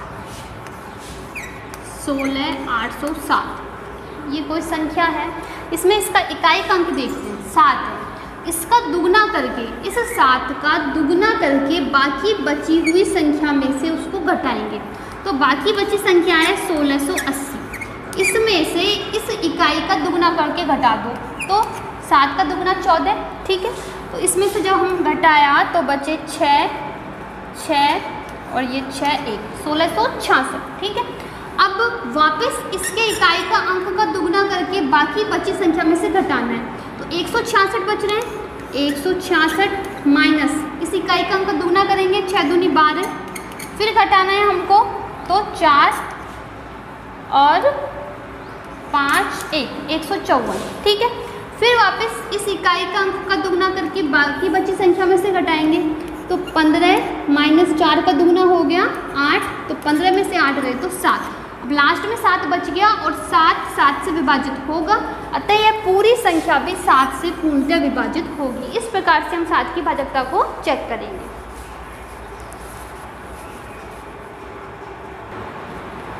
इसके बाद 13, 17, 19 इनकी भाजकता के नियम भी सेम 7 की तरह ही है। जैसे कि 13 की भाजकता के नियम में 13 की भाजकता की जब हम बात करते हैं तो उसमें क्या होता है, इकाई का अंक का 4 गुना करते हैं। क्या करते हैं? 4 गुना, और फिर उसको जोड़ते हैं बाकी संख्या में, प्लस बाकी संख्या में जोड़ते रहते हैं। जैसे 7 में हम घटाते रहते थे बार बार, वैसे ही इसमें जो शेष संख्या बची है उसमें बार बार हम जोड़ते रहेंगे। ठीक है, ये तो हम 13 की भाजकता में करेंगे। अगर दोनों की तुलना करें तो 17 की भाजकता में देखिए, 17 की भाजकता में इकाई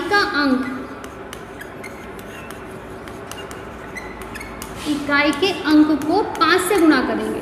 ठीक है, और फिर शेष संख्या में से घटाते रहेंगे। जैसे 7 की भाजकता में किया था हमने, ठीक है, उसको 5 गुना करके और शेष संख्या में से घटाएंगे, माइनस शेष संख्या, इधर लिखेंगे शेष संख्या। ठीक है, अब ये आपको एग्जाम्पल से ही समझ आएगा। इनका उदाहरण लेते हैं अपन। 13 की भाजकता के लिए लेते हैं 11,648। 11,648 ये कोई संख्या है। अब देखिए मैंने क्या बताया, 4 गुना करेंगे इकाई के अंक का और बाकी संख्या में जोड़ देंगे। तो बाकी संख्या क्या बची है अपने पास, प्लस 8 का चौगुना करेंगे तो 8 चौक 32, जोड़ दो तो 4 और 2 6 और 9 और 11। ठीक है, 1196। ठीक है, अब क्या करेंगे, फिर इकाई के अंक का 4 गुना करेंगे और इसमें जोड़ देंगे तो 119 प्लस 24 बराबर 9 और 4 13 और 2 3 4 और 1। ठीक है, 143। फिर आगे इकाई के अंक का 4 गुना करके इसमें जोड़ देंगे 14 प्लस 3 चौक 12 26। अब 13 की भाजकता चेक कर रहे थे तो हमको पता है कि 26 13 से विभाजित होता है। ठीक है, तो 13 दूना 26 होता है, अतः इस संख्या में भी 13 का पूरा भाग जाएगा। इसी प्रकार हम 17 की भाजकता चेक करेंगे। 17 की भाजकता के लिए उदाहरण लेते हैं हम।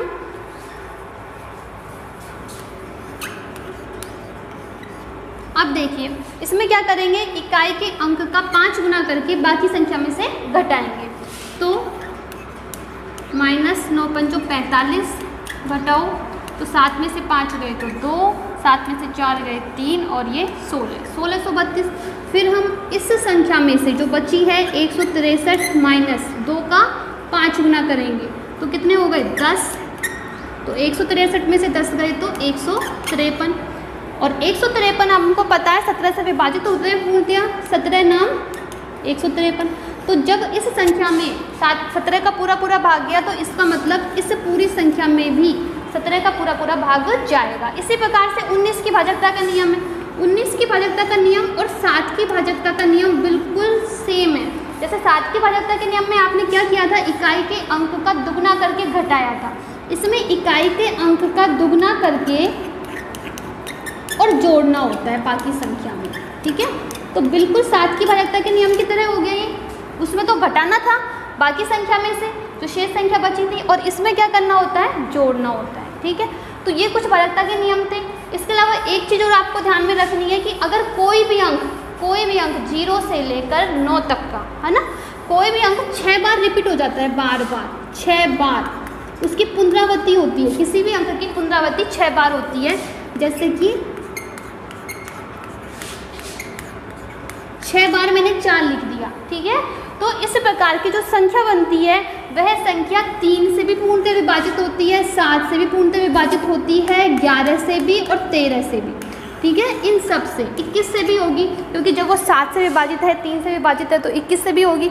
तो इस प्रकार जब 6 बार अंकों की पुनरावृत्ति हो किसी भी अंक की तो वह 3, 7, 11, 13, 21 इन सब से पूर्णतः विभाजित होती है। ये बात भी आपको दिमाग में रखनी है। तो आज के क्वेश्चंस देखेंगे, जैसे कि आपने भी देखे होंगे एग्जाम में आते हैं कि प्रथम संख्याओं का योग ज्ञात कीजिए, या प्रथम इतनी संख्याओं सम संख्याओं का योग ज्ञात कीजिए, या विषम संख्याओं का, या वर्गों का योग, इस प्रकार के क्वेश्चन। तो इसके लिए आपको फॉर्मूला याद करने पड़ेंगे कुछ, जैसे कि अपना फर्स्ट फॉर्मूला है कि प्रथम n प्राकृत संख्याओं का योग ज्ञात करने का, संख्याओं का योग मतलब प्रथम प्राकृत संख्या कहाँ से स्टार्ट होती है? प्राकृत संख्या आप जानते हो 1 से, 1, 2, 3 इस प्रकार से n प्राकृत संख्याएं, माना कि n प्राकृत संख्या। n का मान कुछ भी हो सकता है आपसे 10 प्राकृत संख्याओं का योग पूछ ले, यानी स्टार्टिंग से लेकर 10 तक के अंक, है ना, 1 से लेकर 10 तक के अंक हो सकता है, 25 प्राकृत संख्याओं का या 100 प्राकृत संख्याओं का। तो इसका एक ही फॉर्मूला है, बस आपको n का मान जमाना होता है, n × n+1 / 2।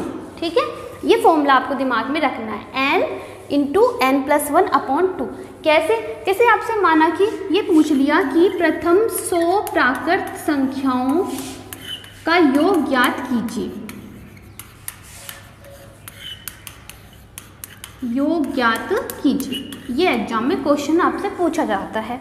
तो 100 प्राकृत संख्याओं का योग यानी 1 से लेकर 100 तक, यानी अपना n का मान क्या है? 100 है। n का मान क्या है? 100।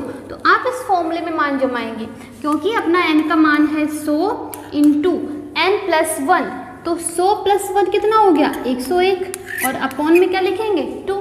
ठीक है, अब इसको सरल कर लेंगे, अपना मान आ जाएगा।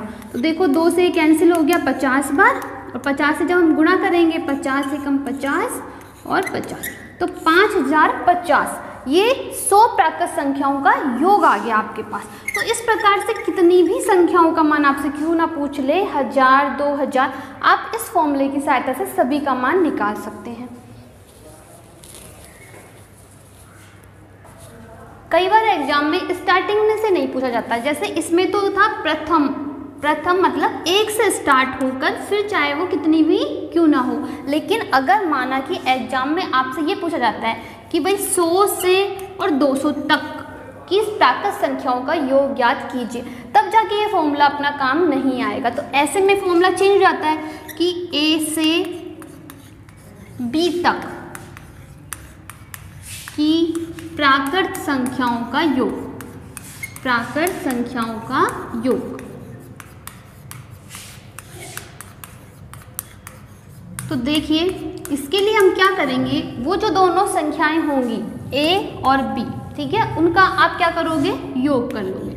उन दोनों का योग गुणा उन दोनों का अंतर +1 और बटे में 2, तब हमारा ये वाला फॉर्मूला काम देगा। उन दोनों संख्याओं का योग, यहाँ पे ध्यान रखना है, जो A और B जो भी मान दिया हुआ रहे आपके पास, उन दोनों का योग गुणा उन दोनों संख्याओं का अंतर +1 और / 2। अब देखिए, जैसे कि क्वेश्चन आपसे पूछा जाता है कि 51 से और 100 तक की प्राकृत संख्याओं का योग ज्ञात कीजिए, प्राकृत संख्याओं का योग ज्ञात कीजिए। तो देखिए अब आप यह फॉर्मूला लगाएंगे, तो 51 अपना A का मान है और 100 अपना B का मान है, तो इन दोनों का योग कर दीजिए, 51 + 100, ठीक है, गुणा फिर इन दोनों का अंतर, तो अंतर क्या करेंगे? 100 - 51, ठीक है, +1, तो +1 जोड़ दीजिए और / 2। अब देखिए 51 और 100 हो गए 151, इंटू 100 में से 51 गए तो 49 और +1 50, तो 50 और बटे में 2, ठीक है। अब इसे अपन सॉल्व करेंगे तो ये हो गए 151 × 25, मल्टीप्लाई कर लो, आपका आंसर आ जाएगा 5, 7 और ये 37, 3775। तो ये 51 से 100 तक की प्राकृत संख्याओं का क्या आ गया, योग आ गया। इसका एक दूसरा तरीका भी है, आप दूसरे तरीके से इस प्रकार से भी कर सकते हैं कि पहले आप अगर माना कि एग्जाम में भूल गए ये वाला फॉर्मूला, तो आपको वो तो दिमाग में रहेगा ही रहेगा, क्या था वो, n इंटू n प्लस 1/2।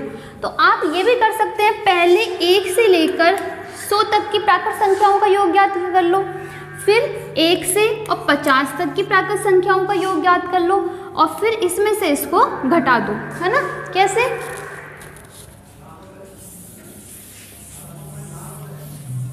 जैसे कि आप पहले क्या कर सकते थे, 100 तक का योग कर रहे हैं, तो 100 इंटू 100 प्लस 1 101/2। जब इसको हम सरल करेंगे, अभी हमने किया था तो 50, हाँ, तो कितने आए थे अपने पास, 5050। ये तो 100 तक का योग था। फिर अब हम 50 तक का योग करेंगे, तो 50 तक का योग करेंगे तो 50 इंटू 51/2। अब आ गए 25, तो 25 से कम 25, 127, तो 1275। अब इसमें से हम इसको घटा देंगे, 5050 माइनस 1275, तो जब घटाएंगे तो यही आंसर आएगा 3775। तो इस प्रकार से भी इसको हम कर सकते हैं।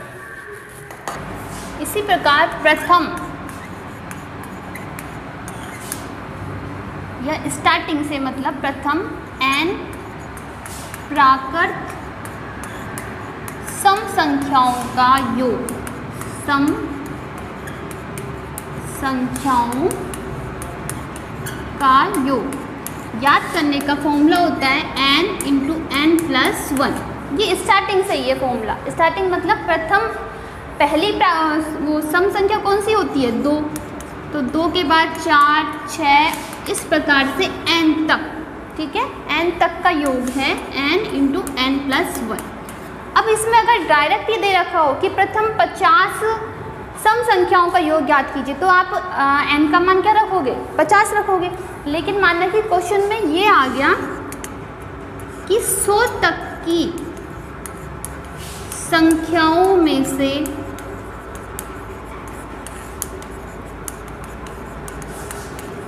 सम संख्याओं का योग ज्ञात कीजिए, सम संख्याओं का योग बताइए। 100 तक की संख्याओं में से सम संख्याओं का योग ज्ञात कीजिए। तो देखिए अब 100 तक की तो संख्याएं हैं, तो आप n का मान 100 मत रख देना। 100 तक संख्याएं हैं तो सम संख्याएं कितनी होंगी, आधी तो होंगी। आप देख रहे हो कि एक छोड़कर एक आ रही है सम संख्या, है ना। एक छोड़ा, फिर 3 छोड़ा, फिर 5 छोड़ा, मतलब जितनी भी संख्या है उसकी आधी तो सम संख्या हुई। तो इसका मतलब 100/2 यानी 50। तो 1 से 100 तक की संख्याओं में, प्राकृत संख्याओं में सम संख्या कितनी होंगी, 50 ही होगी। इसलिए अब इस फॉर्मूले में जो n का मान होगा वो 50 इंटू 50 प्लस 1 रखेंगे हम, तो 50 इंटू 51, ये आंसर आएगा। इस प्रकार से करेंगे। ऐसे ही विषम संख्याओं का देखते हैं।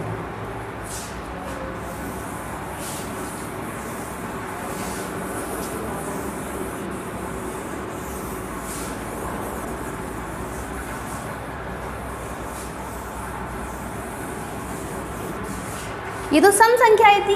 अगर n विषम संख्याओं का आपसे पूछा जाता है कि प्रथम n विषम संख्याओं का योग ज्ञात कीजिए, तो इसका फॉर्मूला होता है n स्क्वायर। तो माना कि ऐसा ही क्वेश्चन आता है कि भाई 100 तक की संख्याओं में से विषम संख्याओं का योग ज्ञात कीजिए, तो आपको पता चल गया होगा कि जब सम संख्याएं आधी होती है तो विषम संख्याएं भी आधी होंगी। इसलिए अब विषम संख्याएं कितनी निकल कर आई हमारे पास, 100 तक की संख्याओं में से 100/2 यानी 50 ही तो सम होती है और 50 ही विषम होती है। इसलिए फॉर्मूले में जब हम मान जमाएंगे तो 50 का होल स्क्वायर करेंगे, ठीक है, तो 2500 आ जाएगा। इस प्रकार से क्वेश्चन हम करेंगे। के बाद आता है प्रथम n प्राकृत संख्याओं के वर्गों का योग, प्राकृत संख्याओं के वर्गों का योग। इसका फॉर्मूला होता है n into n plus 1 2n plus 1/6। ठीक है, अब देखिए इसके लिए अपन करेंगे जैसे कि 10 स्टार्टिंग से अपन को 10 प्राकृत संख्याओं का योग करना है कि 1 का स्क्वायर प्लस 2 का स्क्वायर प्लस 3 का स्क्वायर, इस प्रकार से 10 तक इनका योग निकालना है। अब संख्याएं कितनी है अपने पास में? n संख्याएं, तो 10 है, सॉरी n का मान क्या है अपने पास? 10 है। तो अब इस फॉर्मूले में हम n का मान जमाएंगे, तो देखिए 10 इंटू n प्लस 1 कितने हो गए? 11 इंटू 2n प्लस 1, तो देखिए 10 दूना 20 और 1 21, तो 21/6। इसे सरल कर लेंगे तो हमें इनका योग मिल जाएगा। तो ये कैंसिल 5 बार और 5 7 35, 35 से कम 35 और 38, तो 385 10 तक की प्राकृत संख्याओं के वर्गों का योग मिल गया हमको। अब देखिए जैसे हमने वर्गों का योग ज्ञात किया था, ऐसे ही n प्राकृत संख्याओं के घनों का योग होता है n इंटू n प्लस 1/2 का होल स्क्वायर। तो इसमें n का मान हम रखकर और घनों का योग ज्ञात कर सकते हैं, जैसे 1 का क्यूब स्टार्टिंग से 1 से 2 का क्यूब, इस प्रकार से जितनी भी संख्याएं हैं n का मान जमा के। और अब आपको याद करने की ज़्यादा दिक्कत नहीं आएगी इसमें, आपने को याद हो तो n इंटू n प्लस 1/2 क्या था? n संख्याओं का योग ज्ञात करने का फॉर्मूला है ना, उसी का होल स्क्वायर कर दिया तो घनों का योग आ जाएगा हमारे पास। अब देखिए n सम या विषम वर्ग संख्याओं का योग, जैसे कि इस प्रकार से 1 का स्क्वायर है, फिर 3 का स्क्वायर है, फिर 5 का स्क्वायर है।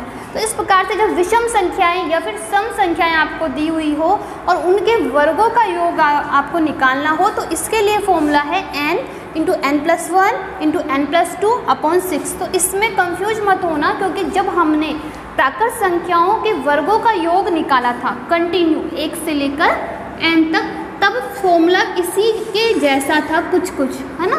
तो उसमें और इसमें थोड़ा सा अंतर है, वो था n इंटू n प्लस 1 और 2n प्लस 1 था। यहाँ पर क्या था? 2n प्लस 1, बाकी सेम है।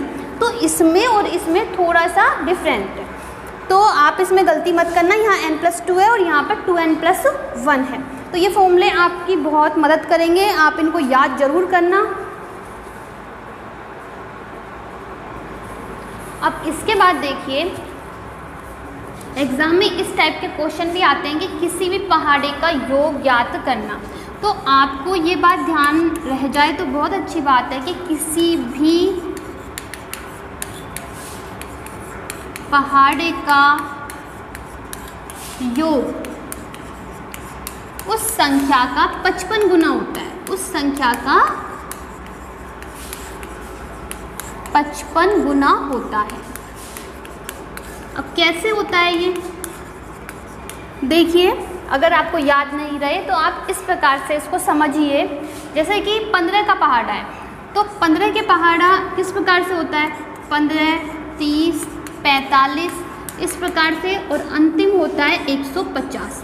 यानी टोटल पद 10 होते हैं पहाड़े में, टोटल पद कितने होते हैं? 10, यानी n का मान तो हो गया 10। अब देखिए इन सब में 15 कॉमन आएगा ना, तो मैंने 15 कॉमन ले लिया, तो यहाँ पर क्या बचेगा? 1, फिर 2, फिर 3, इसी प्रकार से आएगा, और लास्ट में 10।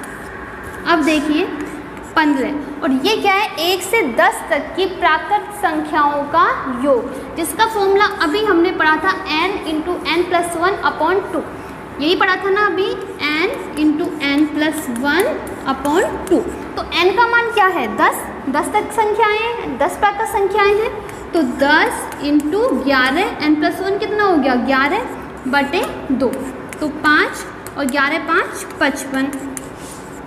तो अब आपके दिमाग में बैठ गई होगी कि भाई 10 तक प्राकृत संख्याओं का योग 55 होता है। 10 तक प्राकृत संख्याओं का योग कितना होता है? 55 होता है। और यहाँ पर कोई भी पहाड़ा होगा तो वही कॉमन आएगा उसमें, जैसे 16 का होगा तो 16 ही कॉमन आएगा, 17 हुआ तो 17 कॉमन आएगा। तो किसी भी पहाड़े को जब हम 55 से गुणा कर दें तो उस पहाड़े का योग हमको मिल जाता है। ठीक है, तो इसे हम गुणा करते हैं 82। ठीक है, 825 आ गए। तो यानी 15 के पहाड़े का योग हो गया 825। इस प्रकार हम किसी भी पहाड़े का योग निकाल सकते हैं। एक बात और, यदि आप हमारी टेलीग्राम से जुड़ना चाहते हैं तो उसका लिंक डिस्क्रिप्शन में दिया हुआ है, तो आप उससे जुड़िए। अब देखिए आगे, जैसे कि किसी भी पहाड़े का योग ज्ञात करना मैंने आपको बताया, लेकिन माना कि स्टार्टिंग से लेकर इतने तक के पहाड़ों का योग आ गया, एक पहाड़े का नहीं कई पहाड़ों का, तो उसके लिए जैसे n पहाड़ों का योग, ये आपसे पूछ लिया n पहाड़ों का। अब वो n जो है वो स्टार्टिंग से है, प्रथम n है ना, प्रथम n पहाड़ों का योग। तो उसके लिए आप क्या करोगे, 55 इंटू n प्लस 1/2, ये फॉर्मूला है उसके लिए। जैसे कि प्रथम 3, अब देखो यहाँ पर जो प्रथम n, आप ये मत सोच लेना कि पहाड़े तो हम 2 से जानते हैं तो 2 3 4, ऐसा नहीं है भाई। n प्राकृत संख्या, प्रथम n प्राकृत, यानी इसका मतलब है कि 1 से स्टार्ट है, यानी 1 का पहाड़ा भी आ गया उसमें। जैसे कि 3 पहाड़ों का योग आपसे कोई पूछ ले, प्रथम 3 पहाड़ों का योग, प्रथम 3 पहाड़ों का योग, तो इसका मतलब उसमें 1 का पहाड़ा, 2 का पहाड़ा और 3 का पहाड़ा आएगा। ठीक है, तो अब n का मान तो क्या हुआ अपने पास 3 है, तो अब देखिए 55 इंटू n का मान है 3, तो 3 और 1 कितने हो गए, 4/2, 6, तो 55 इंटू 6 33, 330 आ गया इनका योग। एक और है इसमें कि दो लगातार संख्याओं के वर्गों का अंतर, संख्याओं के वर्गों का अंतर हमेशा उन दोनों संख्याओं के योग के बराबर होता है। उन दोनों संख्याओं के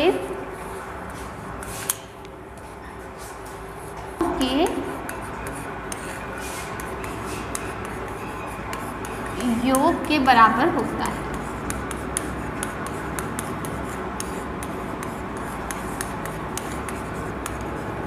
ये अपने जो अपन क्वेश्चन सॉल्व करते हैं तो उसमें बहुत काम देता है। जैसे आपने देखा होगा अधिकतर इस प्रकार से आपको दिख जाता है 13 का वर्ग और -12 का स्क्वायर, इस प्रकार से दिख जाता है 13 स्क्वायर -12 स्क्वायर। कोई भी कंटिन्यू संख्याएं हैं, 14 का स्क्वायर 15 का स्क्वायर, तो लगातार कंटिन्यू वाली यदि दो संख्याएं आपके पास है और उनके वर्ग का माइनस आपको निकालना है, तो अब तक आप क्या करते थे, इसका वर्ग करते थे 169, इसका वर्ग 144 और उसमें से घटा के फिर करते थे, जबकि इतना करने की ज़रूरत नहीं है। अगर कंटिन्यू संख्याएं उनके वर्गों का अंतर हमको निकालना है तो आप बस उनको जोड़ दीजिए, 13 और 12 तो कितने आ जाएंगे 25। तो हम इस प्रकार से भी याद रख सकते हैं, तो हमारे क्वेश्चन बहुत जल्दी स्पीड से सॉल्व हो सकते हैं।